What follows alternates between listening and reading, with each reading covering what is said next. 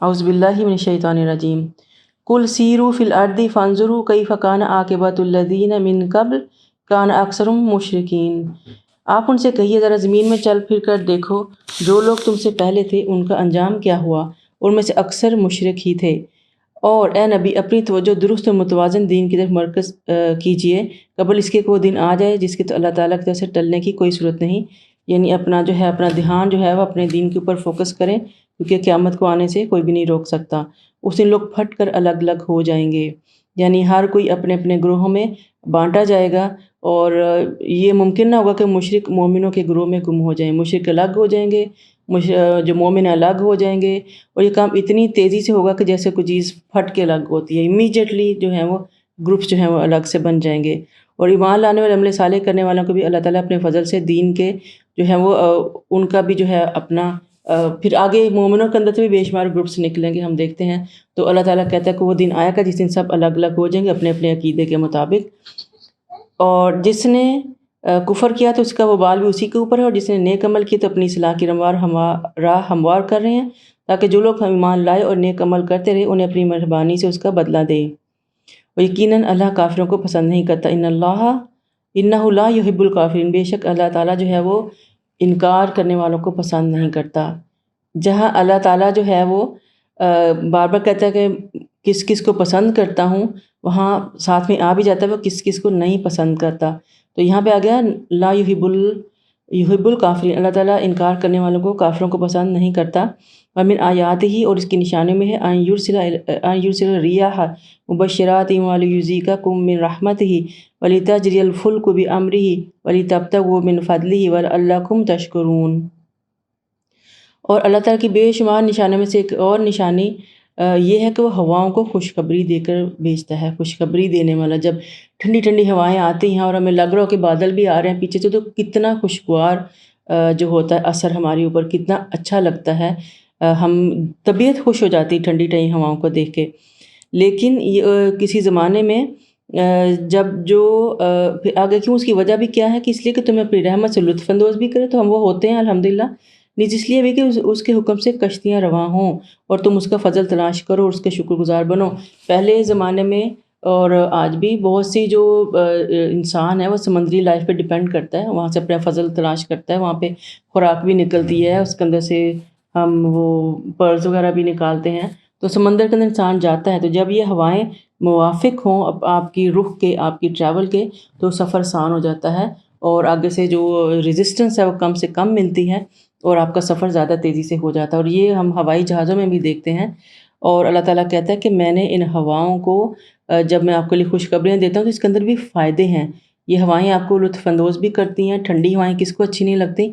और जब ये आपको सफ़र करना है समंदर का या जहाज़ का, तो ये आपके सफ़र को आसान भी बनाती हैं, और ताकि कश्तियाँ रवां हों और ताकि आप अल्लाह का फ़ज़ल तलाश करें, यानी अपना शिकार कर सकें, मछली और जो भी आपको चाहिए। और इसलिए भी कि आप अल्लाह के शुक्रगुज़ार बनें। तो अल्लाह का शुक्र जो है वो हर हाल में करना चाहिए। और आपसे कबल हमने कई रसूल उनकी कौमों की तरफ भेजे जो रोशन दलाइल लेकर उनके पास आए, फिर जो लोग मुजरिम थे हमने उनसे इंतकाम ले लिया, और मोमिनों की मदद करना हमारा हक था। और अल्लाह वो है जो हवाएं भेजता है और तो वो बादलों को उठा लाती हैं, और फिर जिसे अल्लाह चाहता है बादलों को आसमान में फैला देता है और उसे टुकड़ियाँ बना देता है। फिर तू देखता है कि बारिश के जो कतरे उसमें से निकलते हैं, और फिर जब अल्लाह अपने बंदों से जिस पर चाहे बारिश बरसा देता है वो खुश हो जाते हैं, और हालांकि उससे बारिश के बरसने से कबल मायूस हो चुके थे। ये सारा मजमून ही बारिश से मुतल्लिक है, और बारिश जो है आप और हवाओं से मुतल्लिक है। हवा देखिए हमारी ज़िंदगी के लिए बहुत ही ज़रूरी चीज़ है। पानी ज़िंदगी है, लेकिन फिर भी पानी के बगैर आप चंद जो है वो मे बी घंटे या दिन का लंबा हिस्सा या एक दिन या 2 दिन गुजार लेंगे, लेकिन हवा के बगैर नहीं गुजार सकते। हवा उससे भी ज़्यादा इम्पॉर्टेंट है, और अल्लाह ताला ने इतनी वसी मिक़दार में हमारे लिए जो है वो अवेलेबल कर दी हुई है, जिसके अंदर हम सांस लेते हैं। ये ऑक्सीजन है, ये हमें ज़िंदा रखती है। और इस फ़िज़ा में अगर कोई गलत चीज़ मिक्स हो जाए, कोई धुआं, कोई बीमारी, कोई ऐसी चीज़, तो आप देखें कि इंसान की मौत भी हो जाती है। बहुत दफ़ा ऐसा होता है, खुदा न खास्ता कहीं आग लग जाए तो लोग सोए हुए होते हैं और आग नहीं पहुंची, सिर्फ धुआं पहुंचता है और वो सोते पड़े फौत हो जाते हैं। आयशा, آپ جو ہے نا یہ ہوا کی اللہ تعالیٰ کہتا ہے کہ قدر کریں، یہ اللہ تعالیٰ کی ایک گفٹڈ آلریڈی بنی ہوئی چیز ہے جس کو ہم گرانٹڈ لیتے ہیں اور کبھی سوچا ہی نہیں کہ ٹھنڈی ہوا، اسپیشلی ٹھنڈی ہوا ہمارے لیے کتنی ضروری ہے۔ اور آج کل شدید گرمی میں دیکھیں ہمارے پاس ابھی جب آئے گی شدید گرمی تو اگر ہم باہر آ رہے جائیں، میرے ساتھ ایک دفعہ ہو چکا ہے کہ گاڑی کا اے سی جو ہے نا ایک دم کام کرنا چھوڑ گیا، تو اس وقت لگ رہا تھا جیسے میں لٹرلی کسی تندور میں بیٹھی ہوئی ہوں، سیکنڈز کے اندر گاڑی ایکسٹریملی ہیٹ اپ ہو گئی تھی۔ تو اللہ تعالیٰ کہتا ہے کہ ٹھنڈی ہوائیں اللہ تعالیٰ کی بہت بڑی نعمت ہیں، تو ان کی ہمیں قدر کرنی چاہیے اور اس کا شکر بھی ادا کرنا چاہیے۔ اور یہ بھی کہ یہ ہوائیں اگر بگڑ جائیں، یعنی وہ جو رحمت ہے، اگر اللہ کا غضب شامل ہو جائے تو پھر آپ کے لیے تباہیاں بھی بہت لاتی ہیں، طوفان بھی بہت لے کے آتی ہیں اور زندگی کا تہس نہس بھی کر دیتی ہیں۔ اور ہوائیں اللہ کی رحمت ہیں اور باعث عذاب بھی ہیں اور اللہ کی نشانیوں میں سے ایک نشانی ہے، اور جو ہے اس کو کبھی بھی برا نہیں کہنا چاہیے۔ اگر کبھی کسی کا تیز ہوا سے کوئی نقصان ہو گیا ہے تو کبھی نہ کہا کیا مصیبت ہے، اس ہوا نے یہ کر دیا۔ ہوا اللہ کی رحمت ہے، ہماری زندگی ہے اس کے اندر، اور اللہ سے ہمیشہ ہی خیر کا سوال کرنا چاہیے اور ہواؤں کے شر سے بھی پناہ مانگنی چاہیے۔ ہم یہ پڑھ چکے ہیں کہ یہ اللہ کے حکم سے ہی چلتی ہیں، تو جس کام میں اللہ کا حکم شامل ہو ہم اس کے اندر صرف خیر مانگنی چاہیے، کیونکہ جب اللہ کے حکم سے یہ عذاب کا باعث بنتی ہیں تو پھر عذاب بھی بہت برے آتے ہیں۔ اب اللہ کی اس رحمت کے نتائج پر غور کیجئے، وہ زمین کو مردہ ہونے کے بعد زندہ کر دیتا ہے، یقیناً وہی مردوں کو حیات بخشنے والا ہے، وہی ہر چیز پر قادر ہے۔ اور اگر ہم ایسی ہوائیں بھیجیں جن کی اثر سے اپنی کھیتی کو زرد پڑتا دیکھیں، اس کے بعد وہ کفر بکنے لگتے ہیں۔ یعنی اگر ہوائیں جو ہیں اب آ گئی نا، یہی ہوائیں جو ہیں وہ اب مصیبت کا باعث بن رہی ہیں، کیونکہ کھیتی جو ہے وہ ان کی جل رہی ہے، تو وہ کفر بکنے لگتے ہیں۔ اللہ تعالیٰ جب خوشی دکھلاتا ہے تو خوش ہوتے ہیں، مگر اللہ کا شکر ادا کرنے کی توفیق نہیں ہوتی، اور دوسری طرف جب مصیبت آتی ہے تو پھر بھی اللہ کے لیے گریہ و زاری استغفار کرنے کی بجائے ناشکری کلمات کفر بکتے ہیں۔ یہی انسان کی سرشتہ ہے، اللہ کو کوستے ہیں کہ اس نے کیسی بے انصافی کی کہ بھرپور زمین جو ہے وہ پھر سے اس نے بیکار کر دی، ان کی پکی ہوئی جو کھیتیاں ہیں۔ فَإِنَّكَ لَا تُسْمِعُ الْمَوْتَ وَلَا تُسْمِعُ الصُّمَّ الدُّعَاءَ اِذَا وَلَّوْا مُدْبِرِينَ۔ اے نبی، آپ نہ تو مردوں کو سنا سکتے ہیں، نہ بہروں کو اپنی پکار سکتے ہیں، سنا سکتے ہیں جبکہ وہ پیٹھ پھیرے بھاگے جا رہے ہیں، اور یہ پیچھے بھی ہم پڑھ گئے ہیں اس آیت کو۔ اور نہ آپ اندھوں کو ان کی گمراہی سے نکال کر ہدایت دے سکتے ہیں۔ جو عقل کے اندھے ہونا، یہ ان کی بات ہو رہی ہے، جنہوں نے سوچنا ہی نہیں، سمجھنا ہی نہیں، میں نہ مانوں والی ہٹ درمی پہ قائم ہے، یہ ان کی بات ہو رہی ہے کہ آپ ان کے ساتھ ان کو آپ کچھ بھی ان کا نہیں بگاڑ سکتے، آپ نے سنا سکتے، وہ ہماری آیات پر ایمان رکھتے ہیں اور ساتھ تسلیم، نہ ہی اندھوں کو گمراہی سے نکال سکتے ہیں، بلکہ الا من یؤمن بآیاتنا فهم مسلمون، صرف انہیں کو سنا سکتے ہیں جو ہماری آیات پر ایمان رکھتے ہیں، یعنی جو مان گیا ہے قرآن کو اور دین کو اور ایمان کو، اسی کو سمجھ آئے گی۔ قرآن اسی کو ہدایت دیتا ہے جس کے دل میں ایمان آتا ہے، جو متقی ہو جاتے ہیں۔ اللہ الذی خلقکم من ضعف ثم جعل من بعد ضعف قوة ثم جعل من بعد قوة ضعفا وشیبہ یخلق ما یشاء وهو العلیم القدیر۔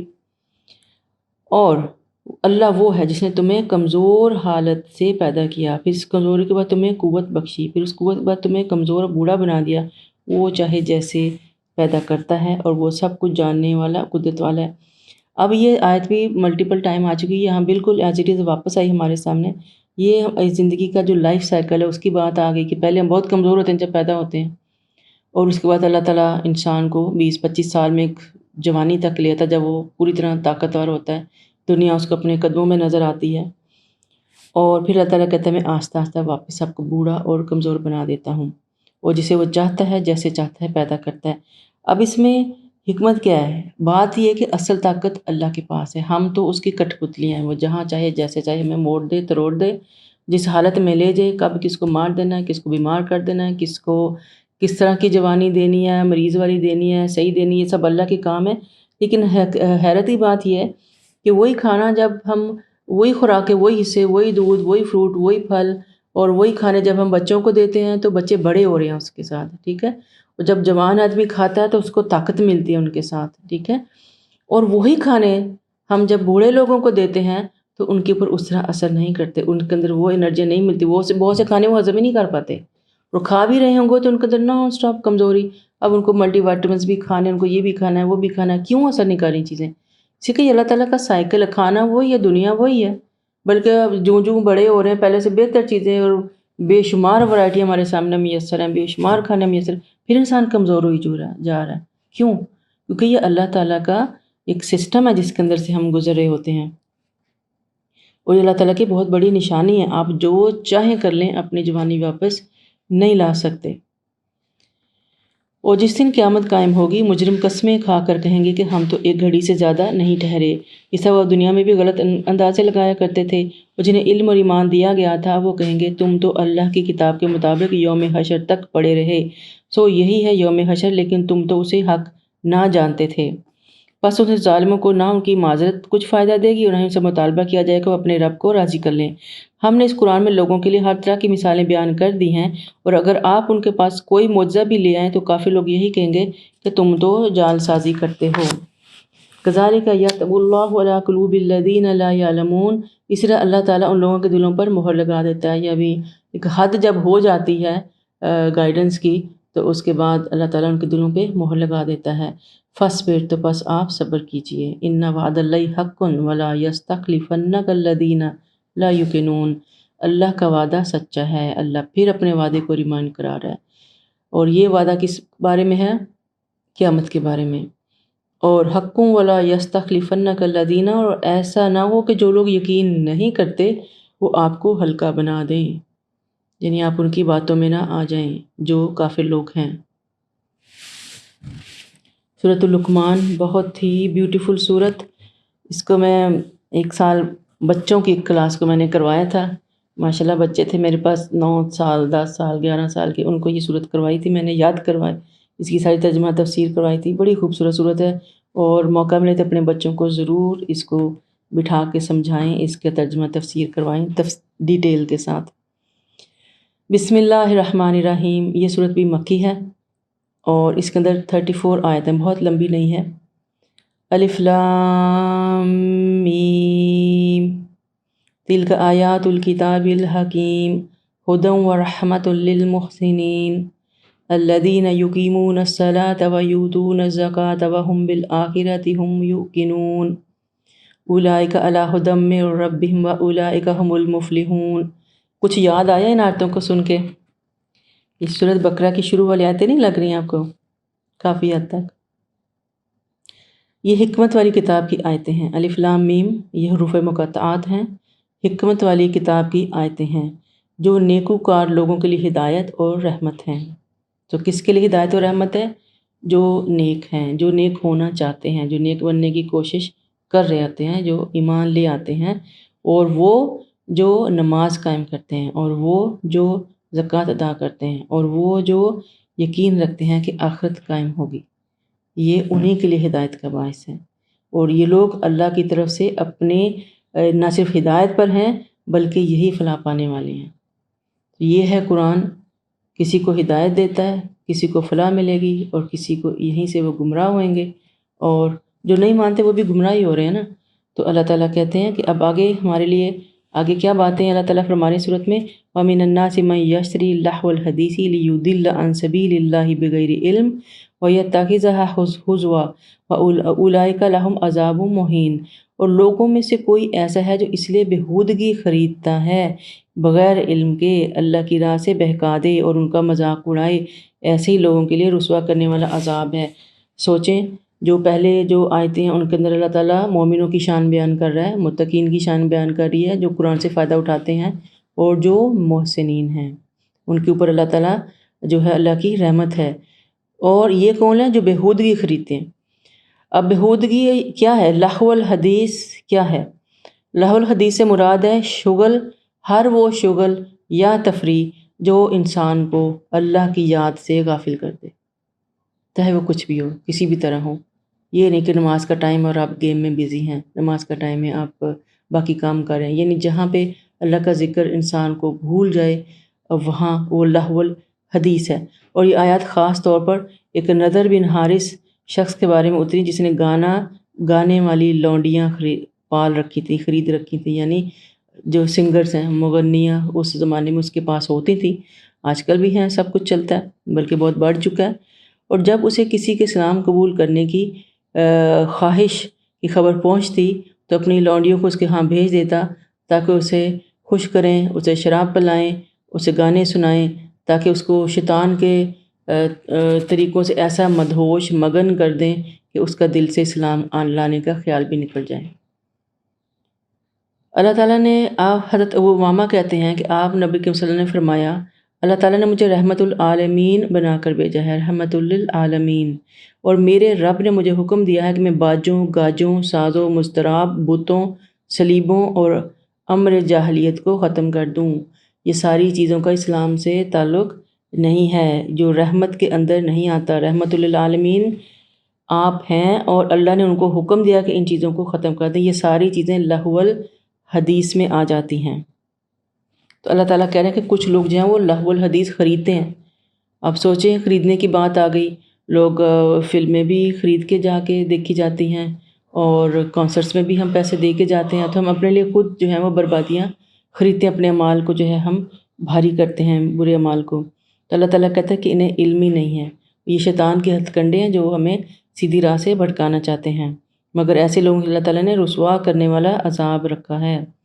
اور جب اسے ہماری آیات پڑھ کر سنائی جاتے ہیں تو تکبر سے یوں منہ پھیر لیتا ہے جیسے اس نے کچھ سنا ہی نہیں، اس کے کانوں میں ثقل ہے۔ آپ اسے المناک عذاب کی بشارت دے دیجیے۔ استغفر اللہ۔ اللہ نہ کرے کہ کوئی ایسا ہو ہمارے ارد گرد کہ جب ہم اس سے کہیں کہ بھئی آپ نماز پڑھیں یا اللہ کی طرف آئیں تو وہ ایسے آپ کو اگنور کریں کہ جیسے انہوں نے سنا ہی نہیں۔ ان الذین آمنوا وعملوا الصالحات لہم جنات النعیم، البتہ جو ایمان لائے اور نیک عمل کیے ان کے لیے نعمتوں والے باغ ہیں، خالدین فیہا، جس میں وہ ہمیشہ رہیں گے، وعد اللہ حقا، یہ اللہ کا سچا وعدہ ہے۔ سبحان اللہ، پھر سے اللہ کا وعدہ آ گیا۔ وہ غالب اور حکمت والا ہے۔ خلق السماوات بغیر عمد ترونہا والقی فی الارض رواسی ان تمید بکم وبث فیہا من کل دابہ وانزل من السماء ماء فانبتنا فیہا من کل زوج کریم، اور اس نے آسمانوں کو بغیر ستونوں کے پیدا کیا، یہ بھی اللہ کی ایک بہت بڑی نشانی ہے، اور جیسا کہ تم انہیں دیکھتی ہو۔ اب اگر کوئی ستون ہیں بھی تو ہمیں نہیں نظر آتے، فرشتوں نے کیسے اٹھایا ہوا ہمیں نہیں نظر آتا، لیکن ہمارے لیے تو بس ایک آسمان ہے جو حد نظر تک آسمان ہی ہے، اور اگر ہم سمندر کے پاس چلے جائیں تو ہمیں لگے گا کہ جو آسمان ہے وہ سمندر کو مل رہا ہے، تو ہمیں وہ ایک عجیب سا فیل ہوتا ہے، لیکن ہمیں یہی پتہ ہے کہ آسمان جو ہے وہ اوپر کو ہے اور کوئی ستون نہیں ہے۔ اور یہ بھی اللہ کی نشانی، اور اللہ تعالیٰ کی ایک اور نشانی کیا ہے کہ اس نے جو ہے وہ پہاڑ پیدا کیے ہیں، سلسلہ ہائے کوہ، اور اس پہاڑ بھی ایک دو نہیں، لمبے لمبے میلوں لمبے سلسلے ہیں زمین کے اوپر پھیلے ہوئے، اور اس لیے تاکہ زمین جو ہے ہماری ہچکولے نہ کھائے، زمین کو بیلنس رکھنے کے لیے۔ آپ ایک ہلتی ہوئی چیز کے اوپر تو زندگی نہیں گزار سکتے نا، تو اللہ تعالیٰ نے ایک آپ کی گاڑی کا ویل کے اندر تھوڑی سی اس کی بیلنسنگ خراب ہو جائے نا تو آپ کی گاڑی پوری کی پوری ہلتی ہے، اور آپ خاص طور پہ اس کو لے کے جاتے ہیں ویل بیلنسنگ کے لیے، اور جو ٹیکنیشین ہے اس کو ٹھیک کرتے ہیں، تب آپ کی گاڑی رواں چلتی ہے۔ تو یہ تو ساری زمین ہے۔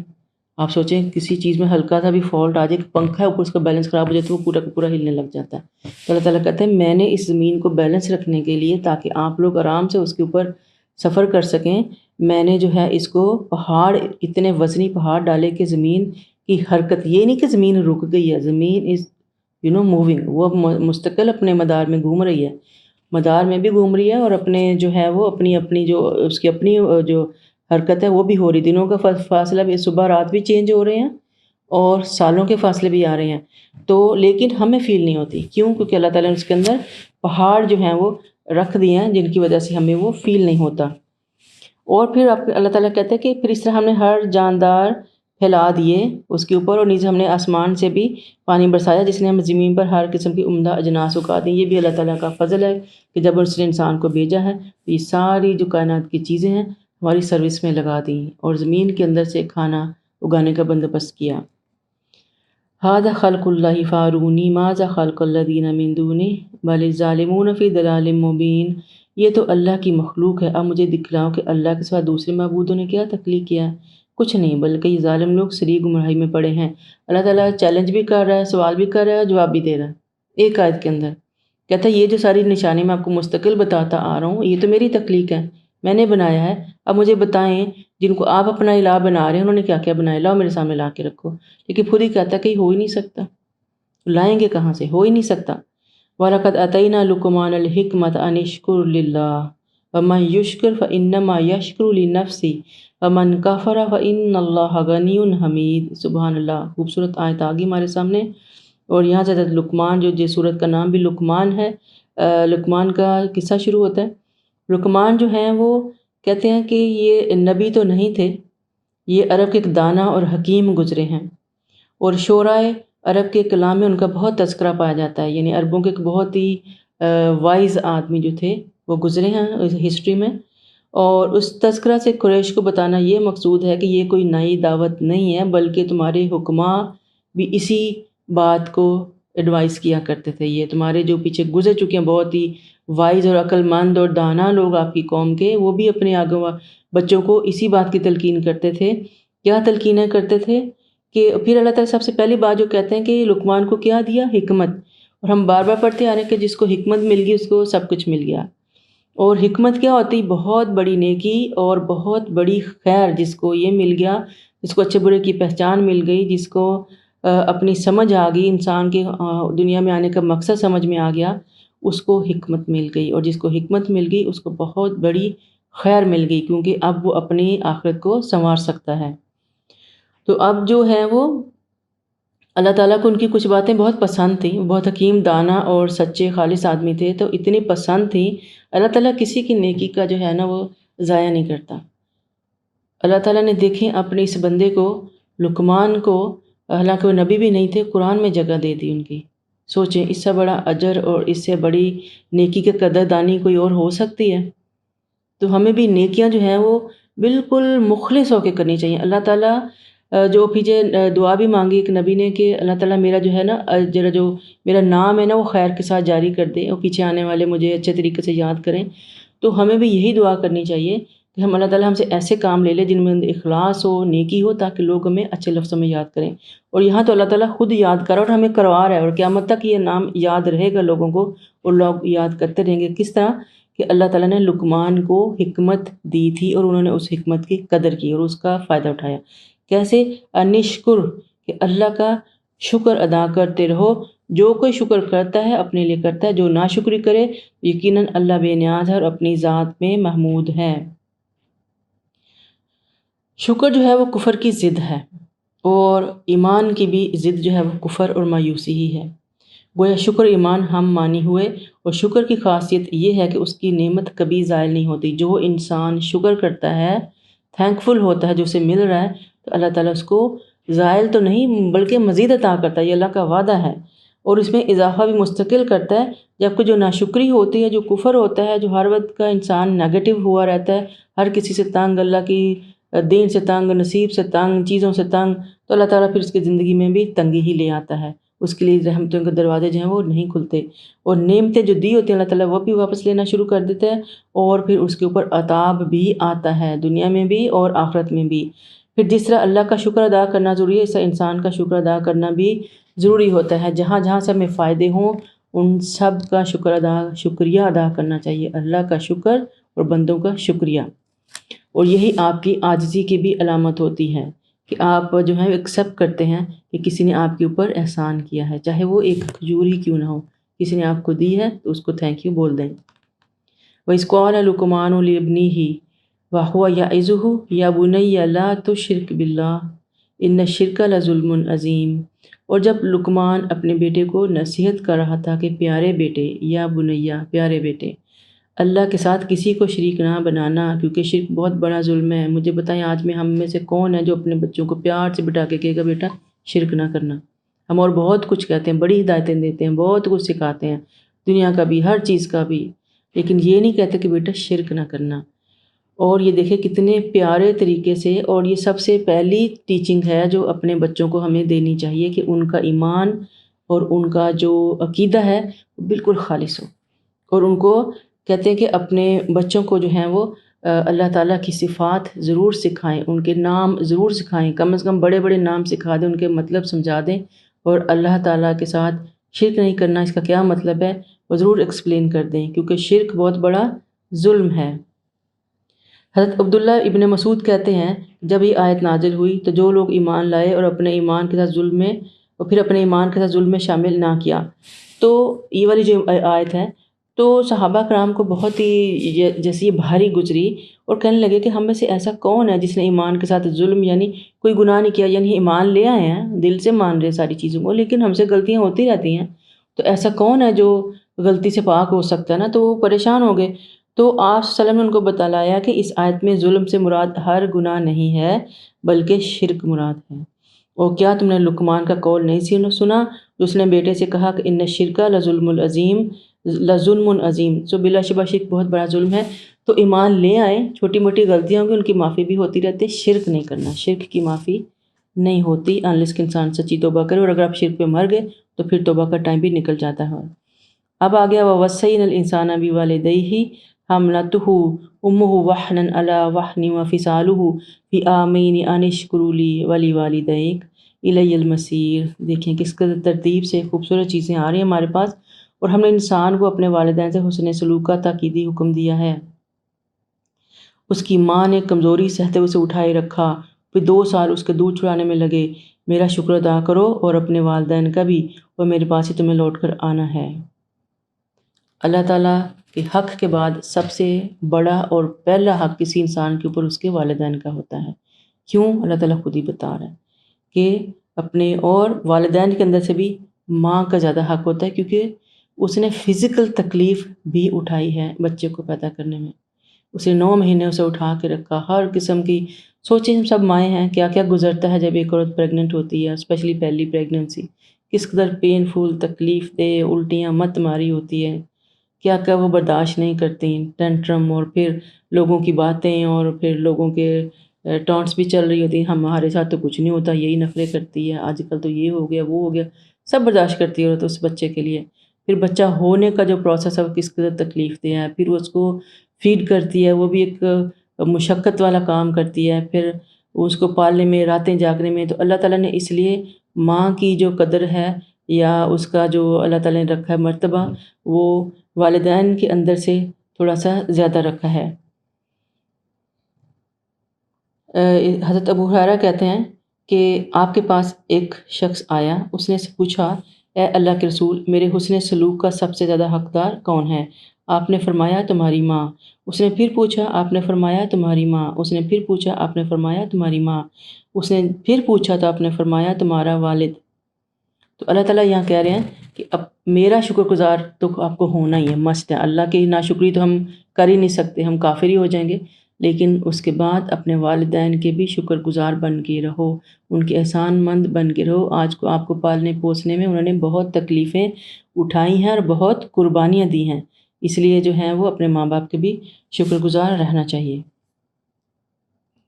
اور اللہ تعالیٰ کہتا ہے کہ اگر آپ ایسا کریں گے تو نہیں بھی کریں گے، ہر حال میں اپنے میرے پاس آنا ہے تو پھر میں دیکھ لوں گا آپ کو، اور اگر وہ تجھ پر دباؤ ڈالیں تو میرے ساتھ شریک کرے، تو میرے ساتھ کسی کو شریک کرے جس کا تجھے علم نہیں تو ان کا کہنا نہ ماننا۔ یہ بات پھر سے آگے ہمارے سامنے کہ ماں باپ کا سارا احترام سر آنکھوں پہ، اور ان کو کرنا چاہیے، اف پہ نہیں کرنا، ان کی خدمت میں کوئی کمی بیشی نہیں کرنی، وہ مشرک ہوں، کافر ہوں، سگے ہوں، دین پہ ہوں نہ ہوں، بوڑھے ہیں، کمزور ہیں، زبان دراز ہیں، تنگ کرتے ہیں، وہ ان کا عمل ہے، وہ اپنے عملوں کے آپ جواب دہ ہیں۔ جو اولاد ہے اس کا کام صرف فرما برداری ہے اور اپنے ماں باپ کے حق ادا کرنے ہیں اپنے، لیکن اگر وہ آپ کو شرک پہ مجبور کریں تو پھر اللہ سے بڑھ کر کچھ نہیں ہے۔ آپ شرک میں اگر دباؤ بھی ڈالیں تو آپ ان کی بات نہیں مان سکتے۔ البتہ دنیوی معاملات میں ان سے بھلائی کے ساتھ رفاقت کرنا، مگر اتباع اس شخص کی راہ کے کرنا جس نے میری طرف رجوع کیا ہو، پھر تمہیں میرے پاس ہی لوٹ کر آنا ہے اور میں تمہیں بتا دوں گا جو کچھ تم کرتے ہو۔ تو جو دین کے معاملات ہیں وہ ہمیں سنت کو ہی فالو کرنا ہے، وہ ماں باپ کو فالو نہیں کرنا۔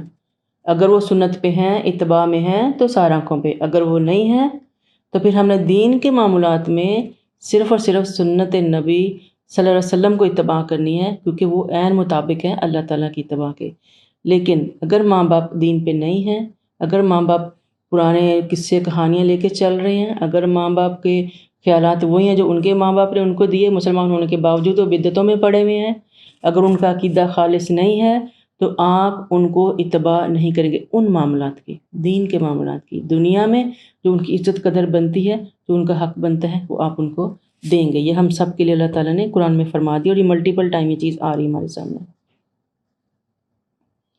اطاعت صرف اللہ کی اور اس کے رسول کی، لیکن محبت یا جو قدر و منزلت ہے، عزت ہے، وہ جس کا جو حق بنتا ہے اس کو دینا چاہیے۔ پھر آگے وہ فرماتے ہیں یا بنیا، اے میرے بیٹے، انہا ان تک مثقال حبۃ من خردل فتکن فی صخرۃ او فی السماوات او فی الارض یأتی بها اللہ ان اللہ لطیف خبیر۔ اے بیٹے، اگر تیرا کوئی بھی عمل رائی کے دانے کے برابر بھی ہوگا، خواہ وہ چٹان میں ہو یا آسمانوں میں ہو یا زمین میں، اللہ اسے نکال کر لے آئے گا۔ اللہ یقیناً بہت باریک بین اور باخبر ہے۔ کس قدر پتے کی باتیں جو حضرت لقمان اپنے بیٹے کو بٹھا کے سمجھا رہے ہیں کہ نیکی اور برائی، کسی قسم کا بھی کوئی بھی عمل اللہ سے چھپا ہوا نہیں۔ کیوں؟ کیونکہ اس بچے کے دل میں، بیٹے کے دل میں اللہ کا خوف بیٹھ جائے کہ میں اگر تنہائی میں بھی ہوں تو میں کوئی ایسا کام نہ کروں، دنیا مجھے نہیں دیکھ رہی لیکن اللہ دیکھ رہا ہے، اللہ لکھ رہا ہے، اللہ ریکارڈ کر رہا ہے، اللہ کے فرشتے دیکھ رہے ہیں آپ کو، آپ کی ہر حرکت کو فرشتے دیکھ رہے ہیں، ریکارڈ کر رہے ہیں۔ تو یہ اپنے بچوں کو سمجھانا بہت ضروری ہے۔ ہم ہر جگہ ان کے ساتھ نہیں ہو سکتے، اور آخر انہوں نے بڑے ہونا، اپنی زندگیاں جینی ہیں، ایک ٹائم آگا کہ ان کے کمرے میں نوکیے بغیر نہیں جائیں گے۔ تو جب تک یہ چیزیں نہیں پتہ ہوں گی، ایمان کی حفاظت کرنا ذرا مشکل ہے۔ تو وہ بتا رہے ہیں کہ تیرا کوئی بھی عمل کتنا بھی چھوٹا کیوں نہ ہو، جس کو تو بہت معمولی بھی سمجھے، وہ بھی اللہ کی پکڑ میں آئے گا۔ اور پھر کہتے ہیں یا بنی اقیم الصلاۃ، اے میرے پیارے بیٹے نماز پڑھو۔ کتنی محبت سے کہہ رہے ہیں، کتنی محبت ہے انہیں اپنی اولاد سے کہ انہیں نماز کا حکم بھی اس طرح دے رہے ہیں کہ جیسے کوئی میٹھی ٹافی دیتا ہے بچے کو کہ بیٹے یہ کام آپ نے ضرور کرنا ہے۔ کیوں کرنا ہے؟ کہ نیکی کا حکم کرو، پھر نیکی کا حکم کرو اور برے کاموں سے منع بھی کرو، اور اگر تجھے کوئی تکلیف پہنچے تو اس پر صبر بھی کرو۔ اور بلا شبہ یہ باتیں بڑی ہمت کے کام ہیں۔ سوچیں کتنا کچھ ایک آیت میں آ گیا کہ نماز بھی قائم کرنا ہے، کیونکہ نماز تو ضروری ہے، اللہ کا حکم ہے اور اللہ کو راضی بھی کرنا ہے، اور آپ کی تابعداری کی علامت ہے، آپ کا ایمان ہونے، مسلمان ہونے کی علامت ہے۔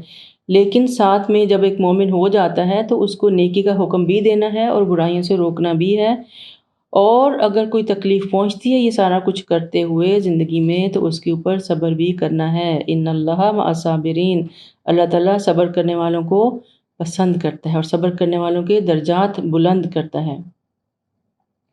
اللہ تعالیٰ کہتا ہے یہ سارے کام جو ہیں وہ جو بہت ہی ہمت والے کام ہیں، جو ہر بندہ شاید نہ کر سکے، لیکن جو عزم کر لے اللہ تعالیٰ ان کا ساتھ دیتا ہے۔ وَلَا تُسَعِّرْ خَدَّكَ لِلنَّاسِ وَلَا تَمْشِ فِي الْأَرْضِ مَرْحًا إِنَّ اللَّهَ لَا يُحِبُّ كُلَّ مُخْتَالٍ فَخُورٍ۔ اب اللہ تعالیٰ کو کچھ اور لوگ نہیں پسند، وہ کون سے ہیں؟ جو بہت ہی شوخیاں مارتے ہیں، شیخی خورے ہوتے ہیں، خود پسند لوگ جو ہوتے ہیں۔ کہ کیوں؟ ازراہ تکبر، لوگوں سے اپنے گال نہ بلانا، یعنی بہت ہی اونچی شے بن کے نہیں بیٹھنا محفلوں کے اندر، اور گردنیں تان کر کے نہیں بیٹھنا، اور نہ ہی زمین میں اکڑ کر چلنا، کیونکہ اللہ کو خود پسندی اور شیخی خورے پسند نہیں، جو اپنی ذات میں اتنے مگن اپنا کو بہت اونچی چیز سمجھتے ہیں، ایسے لوگ اللہ تعالیٰ کو بالکل بھی پسند نہیں ہیں۔ تو اللہ تعالیٰ کہتا ہے لا یحب کل مختال فخور، اللہ تعالیٰ کو شو باز لوگ پسند نہیں ہیں۔ وَاقْصِدْ فِي مَشِيكَ وَاغْضُضْ مِنْ صَوْتِكَ إِنَّ أَنْكَرَ الْأَصْوَاتِ لَصَوْتُ الْحَمِيرِ۔ اب یہ بھی ایک بہت ہی پتے کی بات آ گئی، بہت ہی ایٹیکیٹس ہیں۔ اپنی چال اور اعتدال میں رکھو، اپنی چال کو اعتدال میں رکھو، بہت اکڑ کے نہیں چلو، بہت پاؤں مار مار کے زمین پہ نہیں چلنا چاہیے، بہت آوازیں نکال کے ٹھک ٹھک ٹھک ٹھک کر کے نہیں چلنا چاہیے، ساری دنیا متوجہ ہو جائے آپ کی طرف، اور نہ ہی اتنا سست چلو کہ لگے کوئی مریل آدمی چل رہا ہے یہاں پہ۔ اور اپنی آواز کو بھی پست رکھو، اور بلا شبہ آوازوں میں سب سے بری آواز گدے کی ہے، یعنی صرف روپ ڈالنے کے لیے یا اپنے آپ کی اپنی بات کو سنانے کے لیے، اور یا باقی لوگوں میں اپنی آواز کو اونچا کرنے کے لیے بعض کو ہم اپنی آوازیں بہت اونچی کر لیتے ہیں، یا آدمی لوگ کرخت کر لیتے ہیں اپنی آواز کو۔ اور یقین کیجئے جن لوگوں کی آوازیں سخت ہوتی ہیں یا بہت ان کی اونچی آواز ہوتی ہے، ان کی کیا کہتے ہیں اس کو، ساؤنڈ باکس ہی شاید ان کا بہت اسٹرانگ ہوتا ہے، تو وہ نرم بھی بات کریں تو لگتا ہے وہ غصے میں بول رہے ہیں، وہ سارا امپیکٹ ہی خراب ہو جاتا ہے، چاہے وہ کتنی اچھی بات کر رہے ہوں، لیکن اگر وہ اونچی آواز میں آپ کے کانوں پر آ رہی ہے تو آپ کو بوجھ فیل ہوتا ہے۔ اللہ تعالیٰ کہہ رہے ہیں آوازیں نرم رکھو، اللہ کو سخت، کھدری اور جھگڑالو قسم کی آوازیں پسند نہیں ہیں۔ البتہ کسی ضرورت کے ٹائم پہ آواز میں تبدیلی لائی جا سکتی ہے، مثلا کسی بڑے مجمع سے خطاب کرنا اور لاؤڈ اسپیکر وغیرہ نہیں ہے تو آپ اونچا بول سکتے ہیں، لیکن اپنے ارد گرد کے لوگوں میں بیٹھے ہوئے اپنے آپ کو نمایاں کرنے کے لیے یا ویسے ہی اپنی جو ہے وہ ٹون تھوڑی سی نیچی رکھنی چاہیے۔ اور اللہ تعالیٰ کہتے ہیں سب سے بری آواز کس کی ہے؟ گدھے کی۔ آپ کو پتہ ہے گدھا کتنا گلا پھاڑ کے جو ہے وہ ڈونکی جو ہینگتا ہے اور پھر عجیب و غریب آوازیں نکالتا ہے۔ تو اب تو ہم جن علاقوں میں رہتے ہیں کبھی سنتے نہیں، کبھی کسی گاؤں میں جا کے رات گزار کے دیکھیں، صبح تک آپ کو ہر جانور کی آواز کا پتہ چل جائے گا کہ کون کس طرح کی آوازیں نکالتا ہے۔ کیا تم دیکھتے نہیں کہ جو کچھ آسمانوں میں اور جو کچھ زمین میں سب اللہ نے تمہارے لیے مسخر کر دیا ہے؟ اس نے تمام ظاہری اور باطنی نعمتیں تم پر پوری کر دی ہیں۔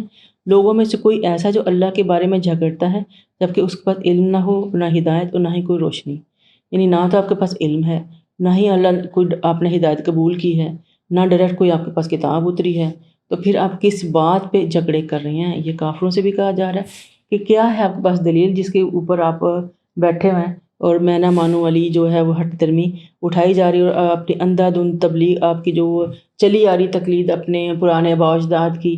قرآن کو تو اٹھا کے دیکھو، پڑھ کے تو دیکھو، سمجھ کے تو دیکھو۔ ہمارے تو اللہ کے فضل سے کہہ رہے ہیں کہ ہمارے تو اسکولوں میں بھی جو اسلامیات ہے، جو دینیات ہے، وہ ایک رٹے کی طرح پڑھائی جاتی، کچھ لے کے نہیں نکلتے ان کتابوں سے جو اسکولوں میں پڑھائی جاتی ہیں۔ کیوں؟ کیونکہ استاد بھی ایک سبجیکٹ کی طرح پڑھاتے ہیں اور بچہ ایک سبجیکٹ کی طرح لیتا ہے، اور اس میں سے اس نے نمبر لینے ہوتے ہیں، آپ کو حاصل کچھ نہیں ہو رہا ہوتا وہاں سے۔ تو پھر دین کیسے دلوں کے اوپر ہمارے عمل میں کیسے اترے گا جب ہمیں نہ علم ہے، نہ ہدایت ہے، اور نہ ہی کوئی روشنی دکھانے والی کتاب ہمارے پاس ہو بھی تو ہم اٹھا کے نہیں دیکھتے اس کو۔ ہم نے بہت آسان لگتا ہے، کسی نے کہہ دیا یہ کر لو اور ہم نے کہہ دیا ٹھیک ہے جی کر لیتے ہیں، اور وہ خوش ہو گیا بندہ، بلے بلے ہو گئی، کنڈے آگے بانٹ دیے آپ نے، شبرات آ گئی، حلوے کنڈے بن کے بانٹے جا رہے ہیں، اور آپ بڑا مزہ آ رہا ہے کہ اپنا بڑا نیک کام کیا۔ اس کتاب کو اٹھا کے تو دیکھیں یہ نیک کام ہے بھی کہ نہیں، اور یہ جو آپ کر رہے ہیں، جو آپ کے ماں باپ کے کہنے پہ کر رہے ہیں، آپ کو کہاں لے کے جا رہا ہے؟ یہ ضرور سننا چاہیے۔ آپ کے پاس کوئی دلیل ہے اس کام کی کہ نہیں؟ عقل مند کو کم از کم اتنی عقل ہونی چاہیے کہ جو کام آپ کی عقل نہیں مان رہی، منکرات بھی پڑھ کے ہے نا، جو عقل میں نہیں بیٹھ رہے، کو ایک دفعہ تو رک کے دیکھیں کہ وہ فٹ بھی ہو رہے ہیں کہ نہیں جو ہم کرنے جا رہے ہیں۔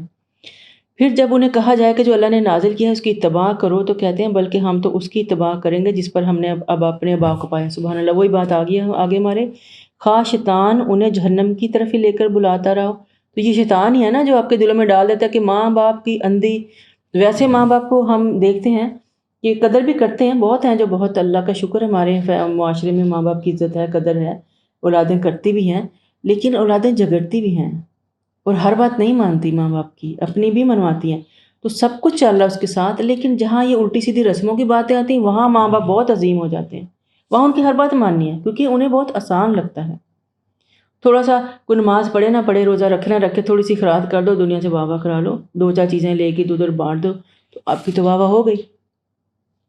تو اللہ تعالیٰ کہتے ہیں کہ خواہ شیطان انہیں جہنم کی طرف ہی کیوں نہ بلا رہا ہو، لیکن کرنا وہی ہے جو ان کے ماں باپ کہہ رہے ہیں ان کو۔ اور جو شخص اپنا چہرہ اللہ کے آگے جھکا دے اور نیکوکار ہو تو اس نے یقیناً ایک مضبوط حلقے کو تھام لیا، اور سب کاموں کا انجام تو اس کا انجام جو ہے وہ، سب کاموں کا انجام جو ہے وہ اللہ کی طرف ہے۔ یعنی اگر کوئی مضبوط سہارے کو تھام لے، یعنی اس کتاب کو تھام لے، تو پھر کبھی بھی وہ بھٹکے گا نہیں، نہ ہی یہ کتاب بھی کسی کا ساتھ چھوڑتی ہے۔ اور جس نے کفر کیا تو اس کا کفر آپ کو غمزدہ نہ کرے، انہیں ہماری طرف ہی آنا ہے اور ہم انہیں بتلا دیں گے جو وہ کرتے رہے۔ اللہ تو یقیناً دلوں کے راز تک جانتا ہے۔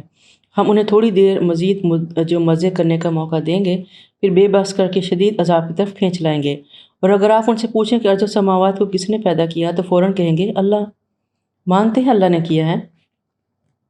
تو پھر آپ ان سے کہیے کہ سب تعریف اللہ ہی کے لیے ہے، لیکن اکثر لوگ نہیں جانتے۔ اور جو کچھ ارض و سماوات میں وہ بھی اللہ ہی کا ہے، تو بلا شبہ اللہ بے نیاز ہے اور لائق حمد و ثنا ہے۔ وَلَوْ أَنَّمَا فِي الْأَرْضِ مِن شَجَرٍ أَقْلَامٌ وَالْبَحْرُ يَمُدُّهُ مِن بَعْدِهِ سَبْعَةُ أَبْحُرٍ مَا نَفِدَتْ كَلِمَاتُ اللَّهِ إِنَّ اللَّهَ عَزِيزٌ حَكِيمٌ۔ زمین میں جتنے درخت ہیں وہ سب کلمے بن جائیں اور سمندر روشنائی بن جائے، پھر اس کے بعد 7 سمندر مزید جو ہیں وہ اندر شامل ہو جائیں اور وہ روشنی مہیا کریں، تو بھی اللہ کی باتیں ختم نہ ہوں گی۔ بلا شبہ اللہ غالب اور حکمت والا ہے۔ یہ آیت ملتی جلتی ہم سورۃ کہف کے اینڈ پہ بھی پڑھ چکے ہیں۔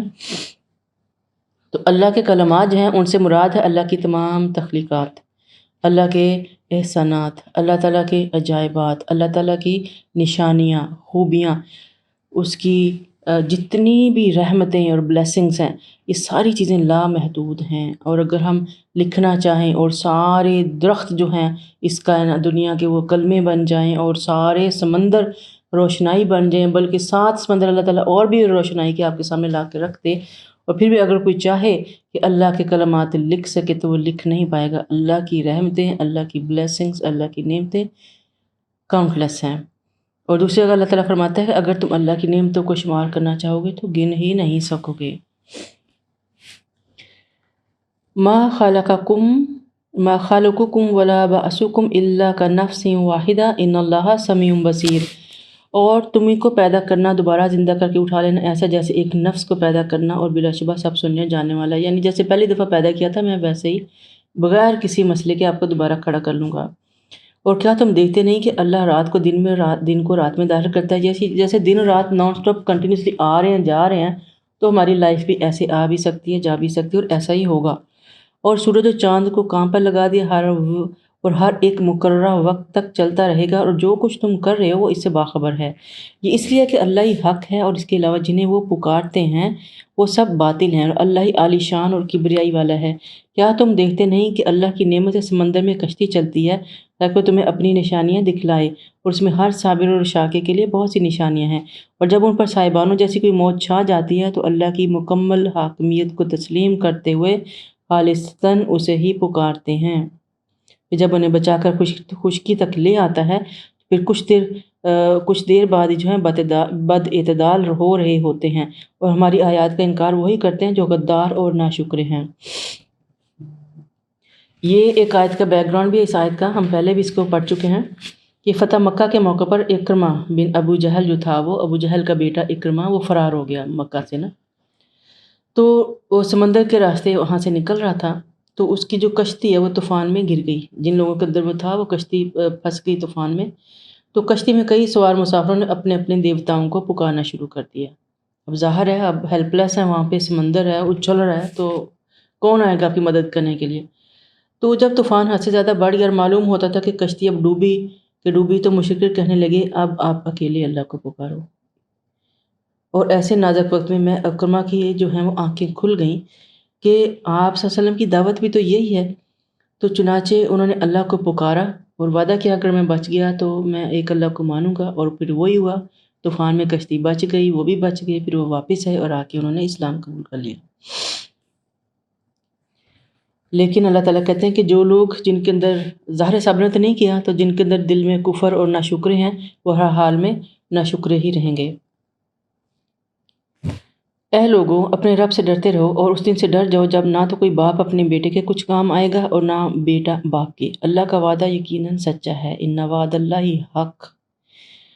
فلا تغرنکم الحیات الدنیا، یہ دنیا کی زندگی تمہیں دھوکے میں نہ ڈال دے، اور نہ کوئی دھوکے باز شیطان تمہیں اللہ کے بارے میں دھوکے میں ڈال دے۔ تو یہاں پہ جو ہے اللہ تعالیٰ جو ہے وہ اس دن کی دہشت اتنی زیادہ ہوگی، ہمیں بتا رہے ہیں، آگے والی صورتوں میں آئے گا، آخری والے سپارے کی صورتوں میں اتنی زیادہ دہشت ہوگی کہ اس وقت کسی کو کسی کی پڑی۔ آج کل ہمیں اپنی اولاد کی سانس میں ہم سانس لیتے ہیں، ہماری اولاد ہمارے وہ توتے ہیں جن کے اندر ہماری جان ہے۔ وہ ناراض تو ہم ناراض، وہ خوش تو ہم خوش، وہ ٹھیک ہے تو ہم ٹھیک ہیں، وہ بیمار ہیں تو ہم بیمار ہیں۔ ان کے ساتھ ہماری ہر چیز جڑی ہوئی ہے۔ اولاد خیال کرے نہ کرے ہم مر رہے ہوتے ہیں اپنی اولاد کے لیے، لیکن اس دن جس دن قیامت قائم ہو جائے گی اس دن ہمیں اپنی اولاد کی بھی پرواہ نہیں ہوگی، اپنی پڑی ہوگی، نفسی نفسی، ہر بندے کو اپنی پڑی ہوگی، کسی کو خبر ہی نہیں ہوگی کون کس حال میں، نہ باپ کو بیٹے کی، نہ بیٹے کو باپ کی، نہ بہن کو بھائی کی، نہ ماں کو اولاد کی، نہ اولاد کو ماں کی، ہر نہ میاں بیوی کی، سب اپنی اپنی جو ہیں وہ پھنسے ہوئے ہوں گے اپنے اپنے معاملات میں۔ ان اللہ عندہ علم الساعہ، قیامت کا علم صرف اللہ ہی کے پاس ہے۔ وَيُنَزِّلُ الْغَيْثَ، وہی بارش برساتا ہے۔ وَيَعْلَمُ فِي الْأَرْحَامِ، اور وہی ماؤں کے پیٹوں میں جو کچھ ہے اس کو وہ جانتا ہے۔ وَمَا تَدْرِي نَفْسٌ مَاذَا تَكْسِبُ غَدًا، اور نہ ہی کوئی یہ جانتا ہے کہ کل کا کیا کام کرے گا، اور نہ ہی یہ جانتا ہے کہ کس سرزمین میں۔ وَمَا تَدْرِي نَفْسٌ بِأَيِّ أَرْضٍ تَمُوتُ، وہ کس سرزمین میں مرے گا۔ تو ان اللہ علیم خبیر، اور اللہ یہ سب کچھ جاننے والا بہت بڑا باخبر ہے۔ یہ آیت جو ہے پہلے بھی اس سے ملتی جلتی گزری ہے کہ اللہ تعالیٰ کی جو غیب کی جو کنجیاں ہیں وہ اللہ تعالیٰ کے پاس ہیں، اور یہ بھی کہ بار بار آیا کہ قیامت کا علم صرف اللہ کے پاس ہے، کوئی نہیں جانتا قیامت کب آئے گی، اور بارش بھی اللہ کے فضل سے ہی برستی ہے، اور یہ کہ ماؤں کے پیٹوں میں کیا ہے، لڑکی ہے لڑکا ہے، صحت مند ہے بیمار ہے، شکل کیسی ہے، گورا ہے کالا ہے، بال ہے نہیں ہے، یہ اللہ ہی جانتا ہے، ٹھیک ہے۔ اور کوئی نفس نہیں جانتا کہ وہ کل کیا کرے گا۔ ہم کہتے تھے نا ہم کل یہ کریں گے، ہم انشاءاللہ بھی بولتے ہیں، جب انشاءاللہ نہیں بولتے تو ہم دیکھ رہے ہیں کہ اللہ تعالیٰ روک دیتا ہے ان چیزوں کو، نہیں ہونے دیتا، اس لیے ہمیں بڑی بڑی باتیں نہیں کرتے۔ غیب کا علم اللہ کے پاس ہے، ہمیں نہیں پتہ کل کیا ہونا ہے، اور نہ ہی ہم یہ جانتے ہیں کہ ہماری موت کہاں آنی ہے۔ ہم یہاں بیٹھے اللہ جانے ہم نے کہاں مرنا ہے، ہماری قبریں کہاں بننی ہے، اللہ ہی بہتر جانتا ہے، اور یہ سب کچھ اللہ تعالیٰ ہی جاننے والا ہے۔ اچھا، یہاں سے ایک بات میں جو ہے وہ کلیئر کر لیں کہ غیب کی کوئی فہرست تو نہیں ہے، غیب تو اللہ ہی جانتا ہے، اور بہت سے بے شمار امور ہیں جو غیب کے ہیں، جو ہم سوچ بھی نہیں سکتے ان کے بارے میں، اور کئی بہت سے اللہ تعالیٰ نے قرآن میں ذکر کر دیے ہیں جو ہمارے سامنے اللہ تعالیٰ بار بار لے کے رکھتا ہے۔ تو یہاں پہ ایک جو ہے نا، کچھ لوگ کہتے ہیں، مثال کے طور پہ یہاں پہ ایک بات آئی کہ یعلم فی الارحام، کہ لوگ کہتے ہیں کہ بھئی اب تو پتہ چل جاتا ہے الٹرا ساؤنڈ کے ذریعے کہ بچہ کیا ہے کیسا ہے، اور وہ لڑکا ہے یا لڑکی ہے یا ٹھیک ہے یا نہیں ہے، تو پھر یہ کیا ہوا کہ بھئی اللہ ہی جانتا ہے، تو انسان بھی جاننے لگ گئے ہیں۔ پھر یہ آپ کہہ سکتے ہیں کہ جی آج کل تو بارش بھی برسائی جا سکتی ہے۔ تو بات یہ ہے کہ یہ چیزیں جب بچہ پیٹ میں آ گیا، 4-5 مہینے کا ہو گیا، تب آپ کو سائنس بتا دے گی کہ بچہ لڑکی ہے یا لڑکا، لیکن اس بچے نے کب ہونا ہے، کس ماں باپ کے پیٹ میں جانا ہے، اور اس کی عادتیں کیا ہوں گی، اور وہ فرام جب وہ ایک جسٹ ڈراپ آف واٹر تھا، اللہ کو تب سے پتہ تھا۔ اللہ کے علم کو آپ چیلنج نہیں کر سکتے، اور یہ جو علم ہے کہ آپ کو پتہ چل جاتا ہے الٹرا ساؤنڈ سے یا اسکینز وغیرہ سے، تو یہ بھی اللہ کا دیا ہوا علم ہے جس کو آپ یوز کر رہے ہیں، اور یہ اس کا ایک سوئی کی ٹپ بھی نہیں ہے اس علم کی جو اللہ کے پاس ہے، جو اللہ نے پوری کائنات میں دیا ہوا ہے۔ تو کبھی بھی ان چیزوں کو دیکھ کے اللہ کا شکر ضرور کرنا چاہیے کہ اس نے ہمیں اتنا علم دے دیا، اتنی ٹیکنالوجی دے دی کہ ہم اپنے بہت سے معاملے جو ہیں وہ بہتر جاننے لگنے کے قابل ہو گئے ہیں، لیکن اللہ کے علم کے برابر یہ نہیں ہو سکتے، اور نہ ہی کبھی ایسا سمجھنا چاہیے۔ یہ جو ہم بادلوں کو بھی، یہ جو بارش برسا لیتے ہیں، تو ان کی بھی پوری ایک پیچھے ہوم ورک ہوتا ہے، اور پوری ایک سٹوری ہوتی ہے کہ جب تک بادل آلریڈی تھوڑا بہت پانی لے کے نہ گھوم رہے ہوں، تھوڑا بہت امکان نہ ہو ان کے اندر بارش کا، آپ خالی سوکھے بادلوں پہ جا کے جتنا مرضی نمک برسا لیں، وہ بارشیں نہیں کرتے۔ ان کے اندر پانی ہوگا تو تب ان کو ہیوی کرتے ہیں جا کے، تب بارشیں بدلتی ہیں۔ تو یہ سارا کچھ جو ہے یہ بہت ہی مائنر ہے، تو اس طرح کے جو دھوکے ہیں اس کے اندر نہیں آنا۔ اللہ کا علم پکا ہے، سچا ہے، غیب ہے، اور وہ ڈے 1 سے ہماری ہر چیز کو جانتا ہے، ہماری تقدیروں کا مالک ہے، اس نے لکھ کے رکھا ہوا۔ یہ آلات جو ہمیں آج کل بہت سی چیزیں ایڈوانس میں بتا دیتے ہیں کہ موسم کا کیا ہوگا، 14 تاریخ کو کیا موسم ہوگا، یا عید والے دن بارش ہوگی یا نہیں ہوگی، یہ ساری سائنس اور آلات بیس چیزیں ہیں، اور یہ کبھی بھی بگڑ بھی سکتی ہیں، 100% کچھ نہیں ہوتا۔ الحمدللہ یہ صورت ختم ہوئی، اگلی صورت شروع کرتے ہیں، سورۃ السجدہ۔ یہ بھی مکی صورت ہے، اور اس کے اندر 30 آیات ہیں، اور آپ نبی صلی اللہ علیہ وسلم کو یہ صورت بہت محبوب تھی، اور آپ وسلم جو ہیں اس کو سوتے نہیں تھے جب تک اس کو تلاوت نہ کر لیتے۔ سورۃ الملک، تبارک الذی بیدہ الملک وہو علی کل شیء قدیر، وہ اور سجدہ، یہ صورتیں رات کو پڑھ کے سویا کرتے تھے۔ اور پھر آپ کا معمول تھا کہ آپ جمعہ کے دن فجر کی نماز میں السجدہ اور الدہر، سورۃ الدہر کو تلاوت کرتے تھے۔ بسم اللہ الرحمن الرحیم، اللہ کے نام سے جو بڑا مہربان اور نہایت رحم والا ہے۔ الف لام میم، تنزیل الکتاب لا ریب فیہ من رب العالمین، ام یقولون افتراه بل هو الحق من ربک لتنذر قوما ما اتاہم من النذیر من قبلک لعلہم یہتدون۔ اس بات میں کوئی شک نہیں کہ یہ کتاب جو قرآن مبین ہے رب العالمین کی طرف سے نازل شدہ ہے۔ کیا وہ کہتے ہیں کہ اس نے قرآن کو خود ہی گھڑ لیا ہے؟ بلکہ یہ آپ کے رب کی طرف سے حق ہے، اور تاکہ آپ اس قوم کو ڈرائیں جس کے پاس آپ سے پہلے کوئی ڈرانے والا نہیں آیا، شاید کہ وہ ہدایت پا جائیں۔ اللہ ہی ہے جس نے ارض و سماوات کو جو کچھ ان کے درمیان ہے سب کچھ 6 دنوں میں پیدا کیا، پھر عرش پر قائم ہوا۔ یہاں پہ بات آتی ہے ثم استوى علی العرش، یہ ہم پہلے بھی مضمون پڑھ چکے ہیں، اور اس کی جو کیفیت ہے ہمیں بس یقین لانا ہے کہ اللہ تعالیٰ عرش کے اوپر ہے، ہمیں اس سے زیادہ جاننے کی ضرورت نہیں ہے، اتنا ہی کافی ہے ہمارے لیے۔ اور اس کے سوا نہ تو تمہارا کوئی سرپرست ہے، نہ ہی ولی، اور نہ ہی کوئی سفارشی، اور کیا تم پھر سبق حاصل نہیں کرتے؟ اور وہی ہے جو آسمان سے زمین تک کے انتظام کی تدبیر کرتا ہے، پھر ایک یوم جس کی مقدار تمہارے حساب سے 1000 سال ہے، وہی انتظام اس کی طرف اٹھ جائے گا۔ یہ ہر غیب اور ہر ظاہر بات کو جاننے والا ہے، اور بہت ہی غالب اور رحیم ہے، جس نے جو چیز بھی بنائی خوب بنائی، اور انسان کی تخلیق کی ابتدا گارے سے کی، پھر اس کی نسل کو حقیر پانی کے سطح سے چلایا، اور پھر رحم مادر میں درست کیا، اور اس میں اپنی پیدا کی ہوئی روح اور تمہارے کان، آنکھیں اور دل بنائے، مگر تم کم ہی ہو جو اس کا شکر ادا کرتے ہیں۔ یہ انسان کی تخلیق کا پھر پروسیس ایک دفعہ اللہ تعالیٰ ہمیں بتا رہے ہیں۔ وَقَالُوا أَإِذَا أَضَلَّلْنَا فِي الْأَرْضِ أَإِنَّا لَفِي خَلْقٍ جَدِيدٍ، اور لوگ یہ کہتے ہیں کہ جب ہم مٹی میں رل مل جائیں گے تو کیا آپ سرنو پیدا کیے جائیں گے؟ حقیقت یہ ہے کہ یہ اپنے رب کی ملاقات کے ہی منکر ہیں۔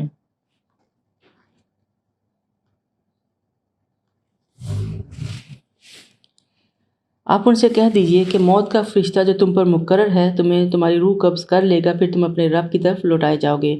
کاش آپ دیکھیں جب مجرم اپنے رب کے حضور سر جھکائے کھڑے ہوں گے اور کہیں گے اے ہمارے رب، ہم نے دیکھ اور سن لیا، لہٰذا ہمیں واپس بھیج دے کہ ہم اچھے عمل کریں۔ ہر کسی کی روح نکالنے کے لیے اللہ تعالیٰ نے فرشتوں کو پہلے سے مقرر کر رکھا ہے، ہمارے ٹیگ لگے ہوئے ہیں، ہماری باریاں لگی ہوئی ہیں، اب کس کی کب آتی ہے یہ اللہ تعالیٰ کی حکمت ہے، اور اس کو بہتر پتہ ہے ساری چیزوں کا۔ اور پھر اللہ تعالیٰ فرماتے ہیں یہ جو ہے لوگ کھڑے ہوں گے جب قیامت الدین اللہ کے سامنے، تو کہیں گے اللہ تعالیٰ ہمیں تمہاری ساری باتوں کی سمجھ آ گئی ہے، ہم سے غلطی ہو گئی، ہمیں معاف کر دو، پلیز ہمیں واپس دنیا میں بھیج دو، اور ہم بڑے اچھے بن جائیں گے، وہاں پہ سارے نیک نیک کام کریں گے، اور تو پھر ہم جو ہے موقنون بن کے واپس آئیں گے۔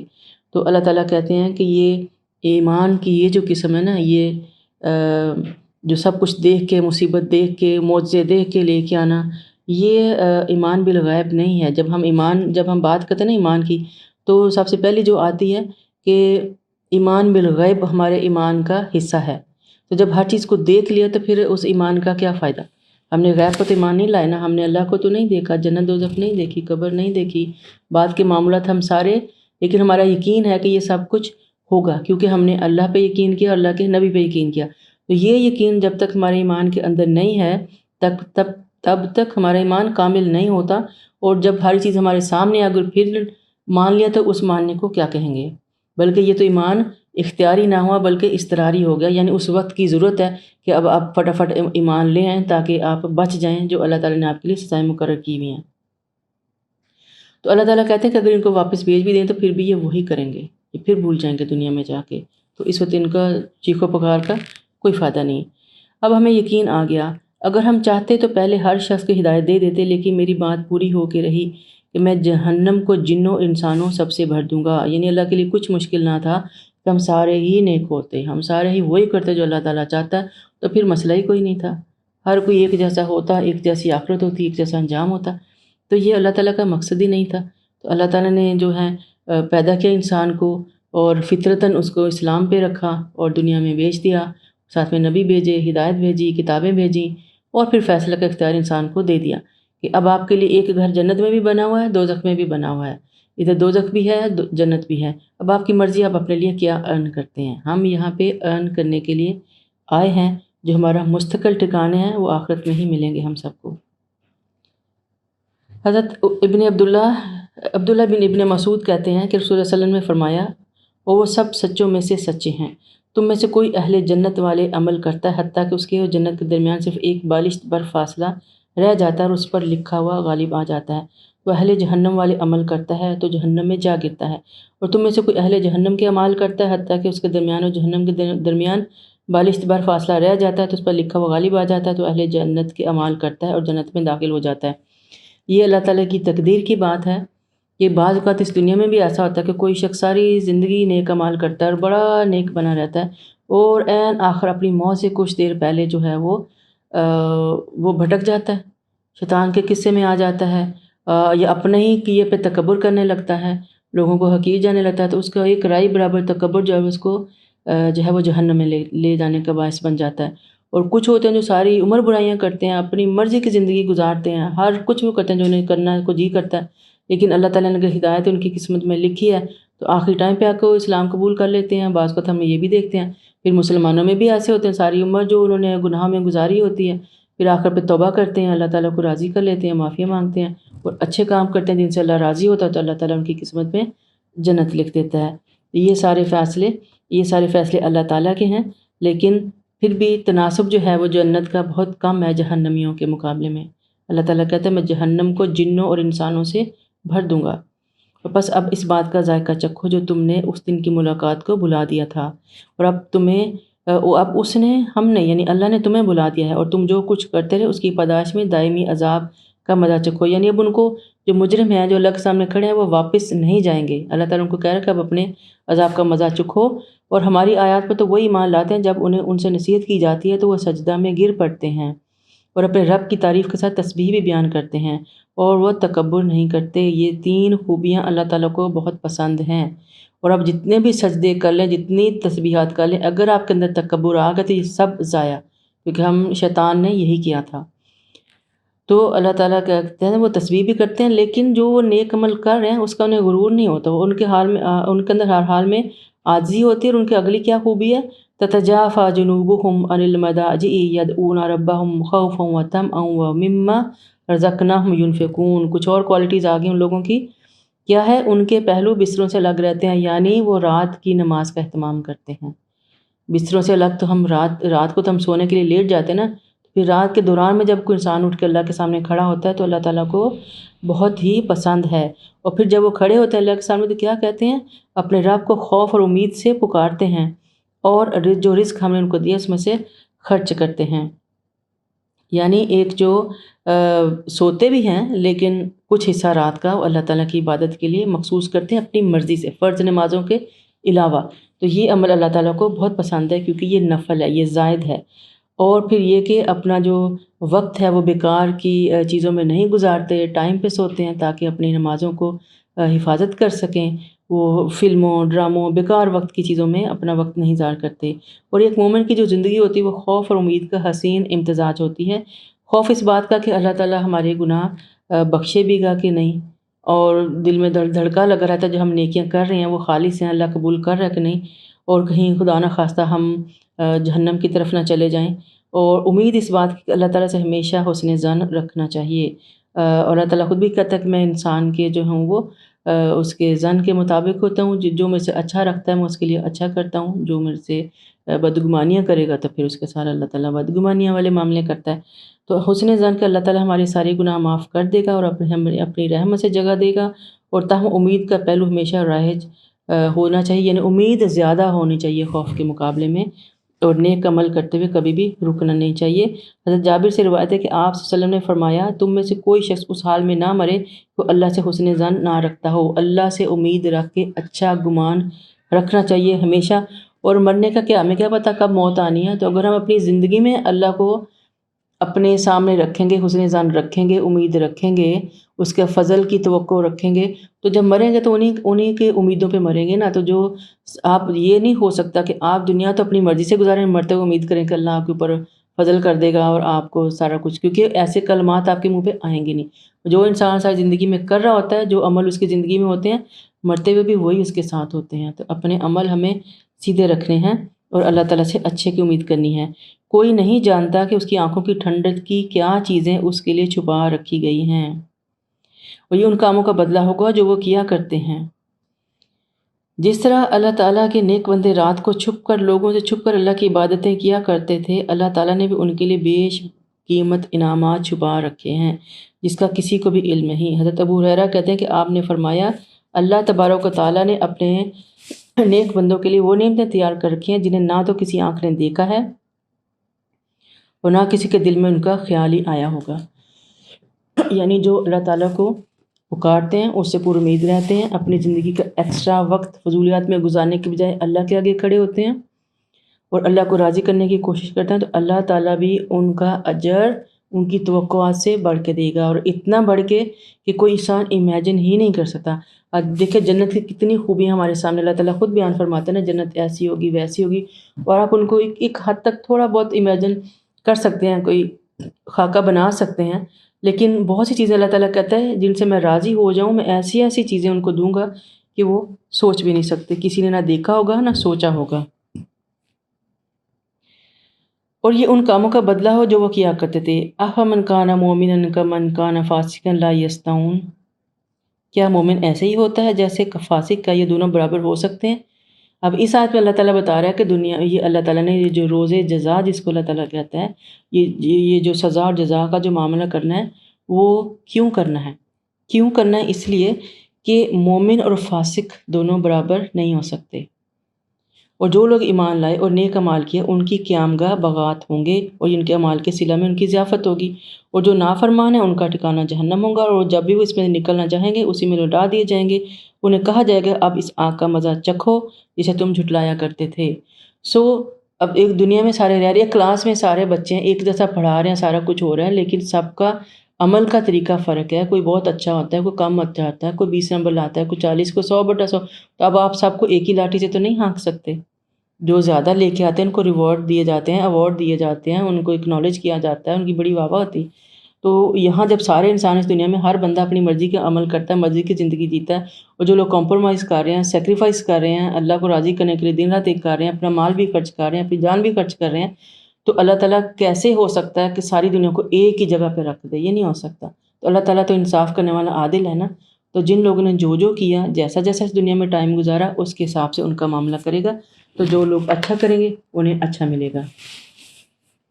وَلَنُذِيقَنَّهُم مِّنَ الْعَذَابِ الْأَدْنَىٰ دُونَ الْعَذَابِ الْأَكْبَرِ لَعَلَّهُمْ يَرْجِعُونَ وَمَنْ أَظْلَمُ مِمَّنْ ذُكِّرَ بِآيَاتِ رَبِّهِ ثُمَّ أَعْرَضَ عَنْهَا إِنَّا مِنَ الْمُجْرِمِينَ مُنْتَقِمُونَ، اور ہم انہیں قیامت کے دن برے عذاب سے پہلے ہلکے عذاب کا ذائقہ بھی ضرور چکھائیں گے، شاید کہ وہ باز آ جائیں۔ اور اس سے بڑھ کر کون ظالم ہے جسے اس کے رب کی آیات سے نصیحت کی جائے پھر وہ اسے منہ موڑ لے؟ یقیناً ہم ایسے مجرموں سے انتقام لے کر رہیں گے۔ اب تنبیہ کے طور پر اللہ تعالیٰ دنیا میں ہمارے بہت سی مصیبتیں ہمارے پر نازل کرتا رہتا ہے، چھوٹے عذابوں کی شکل میں، لیکن ہم لوگوں کے سر سے گزر جاتے ہیں۔ وقتی طور پہ ہم ڈرتے ہیں، توبہ استغفار بھی کرتے ہیں، اور چند دن کے بعد وہیں کے وہیں کھڑے ہوتے ہیں، اور وہ جو موقع اللہ نے ہمیں دیا ہوتا ہے اپنی کریکشن کا، وہ ہم اس کو ضائع کر چکے ہوتے ہیں۔ اور ہم نے موسیٰ کو کتاب دی تھی، لہٰذا اے نبی آپ اس کتاب کے ملنے میں شک نہ رہنا چاہیے، یہ کتاب بنی اسرائیل کے لیے ہدایت تھی۔ اور جب انہوں نے مصائب پر صبر کیا تو ہم نے ان سے کئی ایسے امام بنا دیے جو ہمارے حکم سے ان کی رہنمائی کرتے تھے، اور یہ ہماری آیت پر یقین بھی رکھتے تھے، اور آپ کا رب یوم قیامت یقیناً ان میں سے ان باتوں کا فیصلہ بھی کر دے گا جن میں وہ اختلاف کیا کرتے تھے۔ کیا انہیں اس سے کچھ رہنمائی نہیں ملی کہ ان سے قبل ہم نے کئی ایسی قوموں کو ہلاک کر چکے ہیں جن کے رہائشی مقامات آج پر یہ لوگ چل پھر کر دیکھ رہے ہیں، اور ایسے ہمیں پتہ یہ ان کی باقی ہیں، ریمینز ہیں، ابھی بھی جا کے دیکھ سکتے ہیں۔ ان میں سے بہت سی نشانیاں، کیا یہ سنتے نہیں؟ کیا انہوں نے نہیں دیکھا کہ ہم پانی کو بنجر زمین کی طرف بہا لاتے ہیں جس سے ہم کھیتی پیدا کرتے ہیں، اور اسے اس کے چوپائے بھی کھاتے ہیں اور خود بھی کھاتے ہیں؟ تو کیا پھر یہ غور نہیں کرتے؟ اور نیز یہ کہتے ہیں کہ اگر تم سچے ہو تو یہ فیصلہ کب ہوگا؟ آپ ان سے کہیے جب فیصلہ کا دن ہوگا تو جن لوگوں نے کفر کیا ہے انہیں اس دن ایمان لانا کوئی فائدہ نہ دے گا، انہیں مہلت دی جائے گی۔ سو آپ ان سے اعراض کیجئے اور انتظار کیجئے، وہ بھی یقیناً انتظار ہی کر رہے ہوں گے۔ یعنی جو آپ کی دعوت تو جو ہے وہ سچی دعوت کا انکار کر ہی چکے ہیں، تو اب وہ بھی اس انتظار میں ہیں، اور آپ بھی انتظار کریں، اور آخر ایک دن سب کو اللہ تعالیٰ کے سامنے حاضر ہونا ہے۔ سورۃ الاحزاب آیت ہے اس کی 43، اور یہ سورۃ مدنی ہے، اس کے اندر لہجہ بالکل بدل جائے گا اور ٹون بدل جائے گی، احکامات بدل جائیں گے۔ ہم پتہ ہے مکی صورتیں ایک طرح سے ہیں کیونکہ پیچھے ان کا بیک گراؤنڈ فرق تھا، اور مدنی صورتیں میں زیادہ تر احکامات ہیں جو فرض کے درجے پہ آتے ہیں، ٹھیک ہے؟ تو اب ہم سورۃ الاحزاب بہت امپورٹنٹ ہے، اس کا کچھ حصہ ہم آج کریں گے، کچھ انشاءاللہ اگلے سپارے میں چلا جائے گا۔ بسم اللہ الرحمن الرحیم۔ یا ایھا النبی اتق اللہ ولا تطیع الکافرین والمنافقین ان اللہ کان علیما حکیما۔ اے نبی، اللہ سے ڈرتے رہیے اور کافر و منافقوں کا کہا نہ مانیے، اللہ تعالیٰ یقیناً سب کچھ جاننے والا ہے اور حکمت والا ہے۔ اور جو آپ کے رب کی طرف سے آپ پر وحی کی جاتی ہے اسی کی اتباع کیجیے، اور جو کچھ بھی تم عمل کرتے ہو اللہ تعالیٰ یقیناً اس سے باخبر ہے۔ یعنی وحی کی جو بھی صورتیں اللہ تعالیٰ نے ان کی طرف بھیجیں جن میں وحی جلی بھی ہے اور وحی خفی بھی ہے، یعنی وحی جلی جو ہے جو قرآن کی صورت میں آتی تھی، اور خفی جو احساسات اور خیالات اللہ تعالیٰ القاء کرتا ہے نبی صلی اللہ علیہ وسلم کو، جو ہمارے میں سنت میں ملتے ہیں، حدیث میں ملتے ہیں، ہمیں ان کے اوپر مکمل طور پر اتباع کرنے کا حکم ہے۔ وتوکل علی اللہ فوقفا باللہ وکیلا، اور اللہ پر بھروسہ کیجیے اور اللہ کا کارساز ہونا ہی ہمارے لیے کافی ہے۔ اور اللہ تعالیٰ نے کسی آدمی کے اندر 2 دل نہیں بنائے، اور نہ ہی تمہاری ان بیویوں کو جن سے تم اظہار کرتے ہو تمہاری مائیں بنایا ہے، اور نہ تمہارے منہ بولے بیٹوں کو تمہاری حقیقی بیٹے بنایا ہے، اور نہ تمہارے منہ کی باتیں ہیں، یہ سب جو تم بولتے ہو تمہارے منہ کی باتیں ہیں، مگر اللہ صرف حق بات کہتا ہے اور وہی صحیح راہ دکھاتا ہے۔ ابھی ایک آیت کے اندر اللہ تعالیٰ نے ایک تو مثال دی ہے کہ اللہ تعالیٰ نے کسی آدمی کے 2 دل نہیں بنائے، یعنی 2 طرح کی چیزیں لے کے نہیں چل سکتے، وہ نیک ہوتا ہے یا بد ہوتا ہے، وہ ایمان والا ہوتا ہے یا کافر ہوتا ہے۔ تو یہ نہیں کہ ایک طرف آپ کفر کا ساتھ دیں، ایک طرف مسلمانوں کا دیں، اور جو یہ کرتا ہے وہ منافق ہوتا ہے، ٹھیک ہے، وہ بھی ہم پیچھے پڑھ کے آئے ہیں۔ تو 2 دل فزیکلی بھی اللہ نے کسی کے سینے میں نہیں رکھے، دل ایک ہی ہوتا ہے۔ تو عرب میں جاہلیت میں ایک دستور تھا کہ کوئی مرد جب اپنی بیوی سے ناراض ہوتا تو کہہ دیتا کہ تو میرے لیے میری ماں کی پشت کی طرح ہے، اور اس کے بعد اپنی بیوی کو اپنے لیے حرام کر لیتا۔ اسے زہار کہتے ہیں۔ حقیقت میں ماں تو ایک ہی ہوتی ہے، جس کے پیٹ سے کوئی جنم لیتا ہے، اس طرح منہ سے الفاظ کہہ دینے سے بیوی ماں نہیں بن جاتی۔ اور زہار کے متعلق جو ہے ڈیٹیل انشاءاللہ آگے سورۃ المجادلہ میں آئے گی 28 پارے میں، تو وہ ہم دیکھ لیں گے، لیکن اس طرح کی باتیں نہیں کہنی، کیونکہ یہ ساری منہ کی باتیں ہیں، ان سے حقیقت نہیں بدلتی۔ اور پھر دوسری بات کہ آپ کے جو بیٹے ہیں وہ صرف منہ بولے بیٹے بھی آپ کے بیٹے نہیں ہو سکتے۔ یہ بات آ گئی حضرت زید آپ صلی اللہ علیہ وسلم کے آزاد کردہ غلام تھے، اور حضرت عبداللہ ابن عمر فرماتے ہیں کہ جب رسول اللہ صلی اللہ علیہ وسلم نے حضرت زید کو اپنا متبنہ بنا لیا، یعنی اپنا منہ بولا بیٹا بنایا، تو لوگ انہیں زید بن محمد کہہ کر پکارنے لگے کہ محمد کا بیٹا ہے۔ تو پھر یہ آیت نازل ہوئی، تو پھر زید بن حارثہ کہنا شروع کر دیا، پھر ان کو ان کے اصل باپ کے نام سے پکارنا شروع کر دیا۔ اور اللہ تعالیٰ کہتا ہے کہ منہ بولے بیٹوں کو ان کے باپوں کے نام سے پکارو، اور اللہ کا یہی انصاف کی بات ہے۔ اور اگر تمہیں ان کے باپوں کے نام کا علم نہ ہو تو جو تمہارے دینی بھائی ہیں وہ تمہارے دوست ہیں، ہاں اگر کوئی بات بھول کی بنا پر کہہ دو تو میں تم پر کوئی مواخذہ نہیں کروں گا، مگر جو دل کے ارادے سے ہو اس پر مواخذہ ہوگا، اور یقیناً اللہ تعالیٰ معاف کرنے والا ہے۔ یعنی حضرت ابو ذر کہتے ہیں کہ آپ نے فرمایا جس نے دوسرے شخص کو جان بوجھ کر اپنا باپ بنایا وہ کافر ہو گیا، اور جو شخص خود کو دوسری قوم کا بتلائے وہ بھی اپنا ٹھکانہ جہنم میں بنا لے۔ اور یہ بھی کہ حضرت جو سلمان فارسی اور صہیب رومی ہیں، وہ بچپن میں چونکہ غلام لے کے خرید کر پالے گئے تھے، تو انہیں اپنے والدین کا پتہ نہیں تھا، اور کسی کو بھی ان کے جو ان کے والد تھے کسی کو بھی نہیں پتہ تھا۔ تو ان کے لیے یہاں پہ آ گیا کہ چھوٹ ہے کہ جو دینی بھائی ہیں اگر ان کے نہیں بھی پتہ ان کے باپوں کا تو کوئی بات نہیں، یہ لا علمی ہے، کسی کو بھی نہیں پتہ تو ٹھیک ہے، مگر دل کے ارادے سے جو ہے کسی کی نسبت کسی کے ساتھ جوڑ دینا یہ ٹھیک بات نہیں، اللہ تعالیٰ نے اس کی اجازت نہیں دی۔ اس لیے کہتے ہیں کہ اڈاپشن کی وجہ سے بچے کی جو ولدیت ہے وہ کبھی بھی تبدیل نہیں کرنی چاہیے، یہاں بہت سختی سے منع کیا گیا، اور یہ مضمون پہلے بھی گزر چکا ہے۔ اور یہ کہ اگر تو باپ کا نام معلوم ہے تو اس بچے کو اس کے باپ کے نام سے ہی لے کے چلنا چاہیے۔ آپ پالنے کا حق لے سکتے ہیں، اس کے باپ کی ولدیت کا حق آپ کوئی بھی نہیں لے سکتا، اس کی سخت ممانعت ہے اور اللہ تعالیٰ کو سخت ناپسند ہے، اور یہ کفر کے ہر درجے تک لے جاتا ہے کسی بھی شخص کو۔ لیکن پیار سے کسی کو باپ کسی کو بیٹا کہہ دینا یا بھائی کہہ دینا اس میں کچھ حرج نہیں ہے، لیکن حقیقی رشتے جو ہیں وہ حقوق و فرائض ان کے جو منہ بولے رشتے ان کے اوپر واجب نہیں ہوتے۔ بلا شبہ نبی مومنوں کے لیے ان کی اپنی ذات سے بھی مقدم ہے، اور آپ کی بیویاں مومنوں کی مائیں ہیں، اور کتاب اللہ کی روح سے مومنین اور مہاجرین کی نسبت رشتہ دار ترکہ کے دوسرے کے زیادہ حقدار ہیں۔ البتہ اگر تم اپنے دوستوں سے کوئی بھلائی کرنا چاہو تو کر سکتے ہو، کتاب اللہ میں یہی لکھا ہے۔ یعنی یہاں اللہ تعالیٰ نے کہہ دیا کہ جو ہماری امہات المومنین ہیں وہ قوم کی یا ہماری امت کی مائیں ہیں۔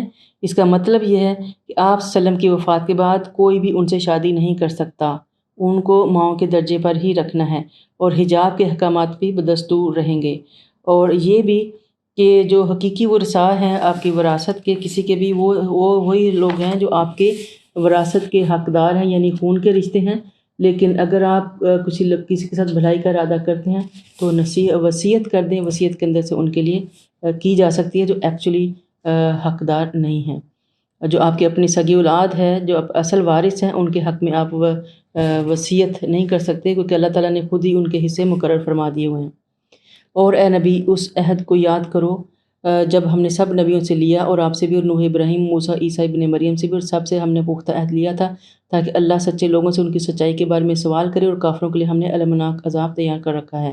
اے ایمانور، اللہ کے احسان کو یاد کرو جب کفار کے لشکر تم پر چڑھ آئے تھے، تو ہم نے آندھی اور لشکر بھیج دیے اور تمہیں نظر نہ آتے، اور جو کچھ تم کر رہے تھے اللہ اسے خوب دیکھ رہا تھا۔ جب وہ تمہارے اوپر سے نیچے سے تم پر چڑھ آئے تھے، اور جب آنکھیں پھر گئی تھیں اور تم کلیجے منہ کو آنے لگے تھے، اور تم اللہ تعالیٰ کے متعلق طرح طرح کے گمان کرنے لگے تھے، اسی موقع پر مومنوں کی آزمائش بھی کی گئی اور بری طرح ہلا دیے گئے۔ اور جبکہ منافق اور وہ لوگ جن کے دلوں میں روک تھا یہ کہہ رہے تھے کہ اللہ اور اس کے رسول نے ہم سے جو وعدہ کیا تھا بس دھوکہ ہی تھا۔ یہ بہت ہی شدید ترین حالات تھے۔ یہ غزوہ احزاب کے بارے میں آیتیں نازل ہوئی ہیں، اور احزاب میں آپ کو پتہ ہے کہ مختلف گروہ جو تھے کفار کے، اس میں مشرک بھی تھے، یہودی بھی تھے، اور باقی سارے مل کے جو ہیں وہ آئے تھے، چڑھائی کی تھی مدینہ پہ، اور مسلمانوں نے جو خندق کھودی تھی اپنی دفاع کے لیے، تو بہت ہی شدید سردی اور شدید بھوک تھی، بالکل بھی وسائل نہیں تھے۔ تو یہاں پہ جو کرنے والے تھے نا، یہ جو منافق ہیں، یہ لوگ اور مسلمانوں کو کر رہے تھے، ان کے دل کمزور کر رہے تھے اور ان کا فیتھ کمزور کرنے کی کوشش کرتے، کہتے تھے اللہ نے تو جھوٹا وعدہ کیا ہے کامیابیوں کا، یہ نہیں ہونے والا۔ تو اللہ تعالیٰ کہتے ہیں کہ وہ وقت یاد کرو کہ میں نے یہاں پہ آپ لوگوں کو کس ساری چیز سے بچایا تھا۔ جب ان کا ایک گروہ کہنے لگا یثرب والو آج تمہارے ٹھہرنے کا کوئی موقع نہیں، لہٰذا واپس آ جاؤ، ان کا ایک گروہ نبی سے واپس جانے کی اجازت مانگ رہا تھا اور کہتا تھا ہمارے گھر محفوظ ہیں، حالانکہ ان کے گھر محفوظ نہیں تھے اور وہ صرف جنگ فرار چاہتے تھے، اور اگر کفار کے لشکر اطراف مدینہ سے ان پر چڑھ آتے تو انہیں فتنہ کی دعوت دیتے تھے، یہ منافق فوراً مان لیتے اور اس میں کچھ دیر نہ کرتے۔ یہ اللہ تعالیٰ اب جو منافقین ہیں ان کو ایکسپوز کر رہا ہے کہ یہ کیا تھے۔ اور وَلَقَدْ كَانُوا عَهْدُ اللَّهِ مِن قَبْلُ لَا يُوَلُّونَ الْأَدْبَارَ وَكَانَ عَهْدُ اللَّهِ مَسْئُولًا، اور حالانکہ اس قبری اللہ سے عہد کر چکے تھے کہ وہ پیٹ نہ پھیریں گے، اللہ سے کہ وہ عہد کی باز پرست وہ ہو کر ہی رہے گی۔ اور آپ ان سے کہیے اگر تم موت اور قتل ہونے سے بھاگتے ہو تو اپنا بھاگنا تمہیں کچھ فائدہ نہ دے گا، اور اس صورت میں بھی تم پر تھوڑا ہی فائدہ اٹھا سکو گے۔ آپ پوچھیے کہ اگر تمہیں اللہ تکلیف دینا چاہے تو کون ہے جو اسے تمہیں بچا سکے گا، یا اگر تم پر مہربانی کرنا چاہے تو کون ہے جو اس کو روک سکے گا۔ اللہ کے مقابلے میں نہ کوئی حامی پا سکتے ہیں نہ ہی کوئی مددگار۔ اللہ تم سے جہاد میں رکاوٹ ڈالنے والوں کو خوب جانتا ہے۔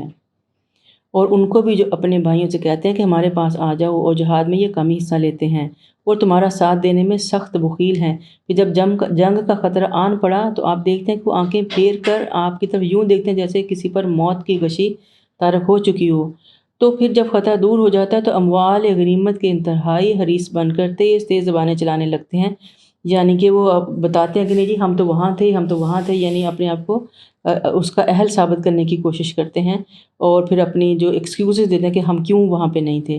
یہی لوگ ہیں جو قطعاً ایمان نہیں لائے، لہٰذا اللہ ان کے اعمال ضائع کر دے گا، اور یہ بات اللہ کے لیے بہت ہی آسان ہے۔ وہ یہی سمجھ رہے ہیں کہ ابھی لشکر گئے نہیں، اور اگر یہ لشکر چڑھ آئیں تو یہ تمنا کریں گے کہ کاش وہ دیہاتوں میں رہنے والے ہوتے اور تمہارے حالات ہی پوچھ لیا کرتے، اور اگر وہ تم میں موجود بھی ہوتے تو دشمن سے لڑائی میں کم ہی حصہ لیتے۔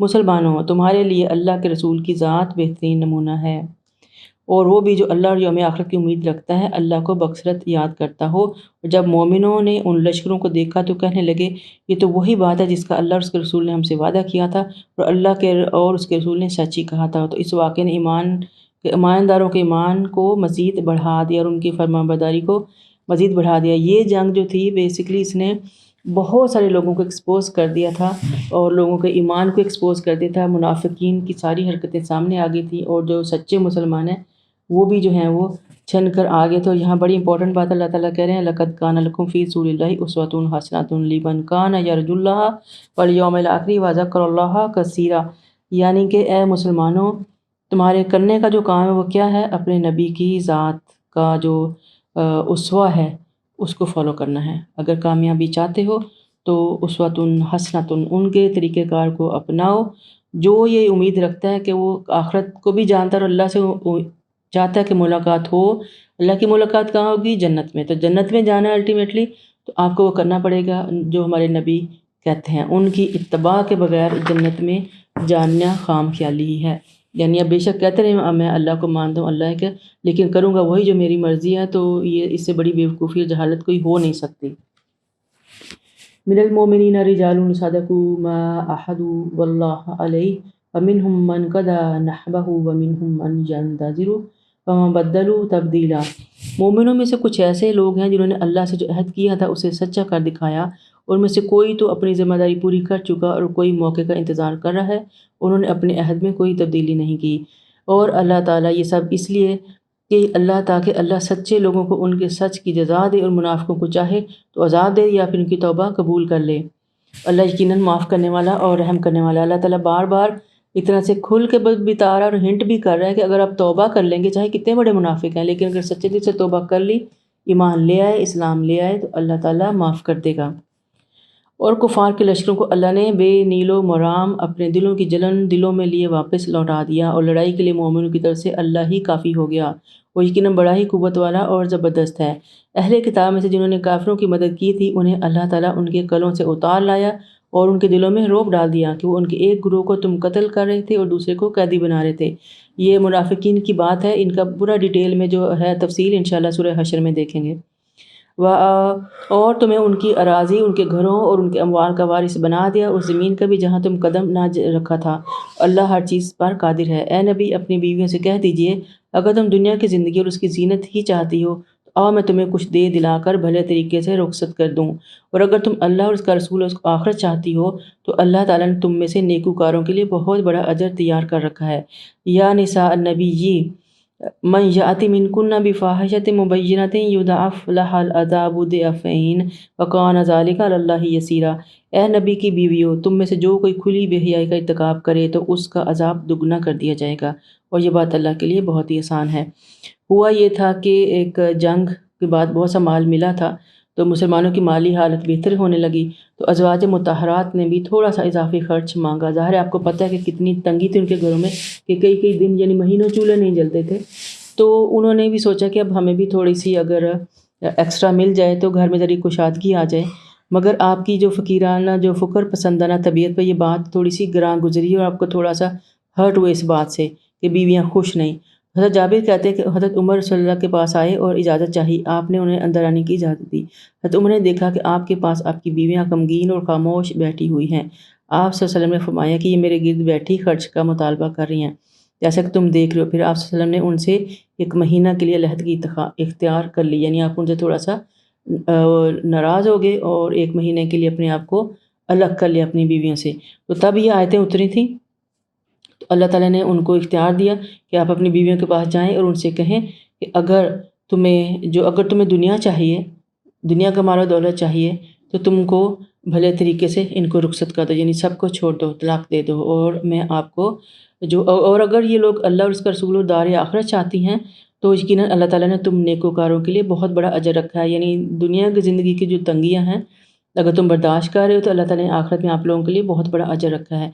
اور یہ بھی کہ اے نبی کی بیوی، تم میں سے جو کوئی کھلی بے حیائی کرے، یعنی اگر کوئی ایسی نافرمانی والی حرکت ہو جاتی ہے کسی سے، تو اس کا جو عذاب ہے وہ بھی دگنا ہوگا، کیونکہ اللہ تعالیٰ نے ان کو مرتبہ اتنا بڑا دیا ہے کہ اور ان کے اس مرتبے کے مطابق ان کو اللہ تعالیٰ ان کے اجر بھی دے گا۔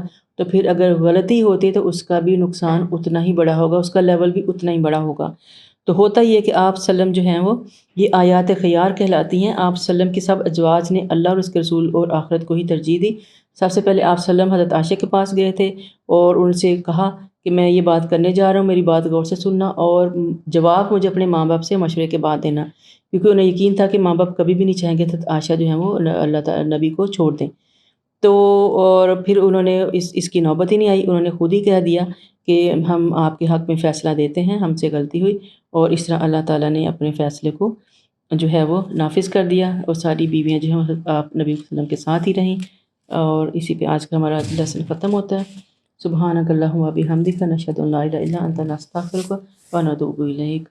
سبحان ربک رب العزت عما یصفون وسلام علی المرسلین والحمد للہ رب العالمین۔ السلام علیکم ورحمۃ اللہ وبرکاتہ۔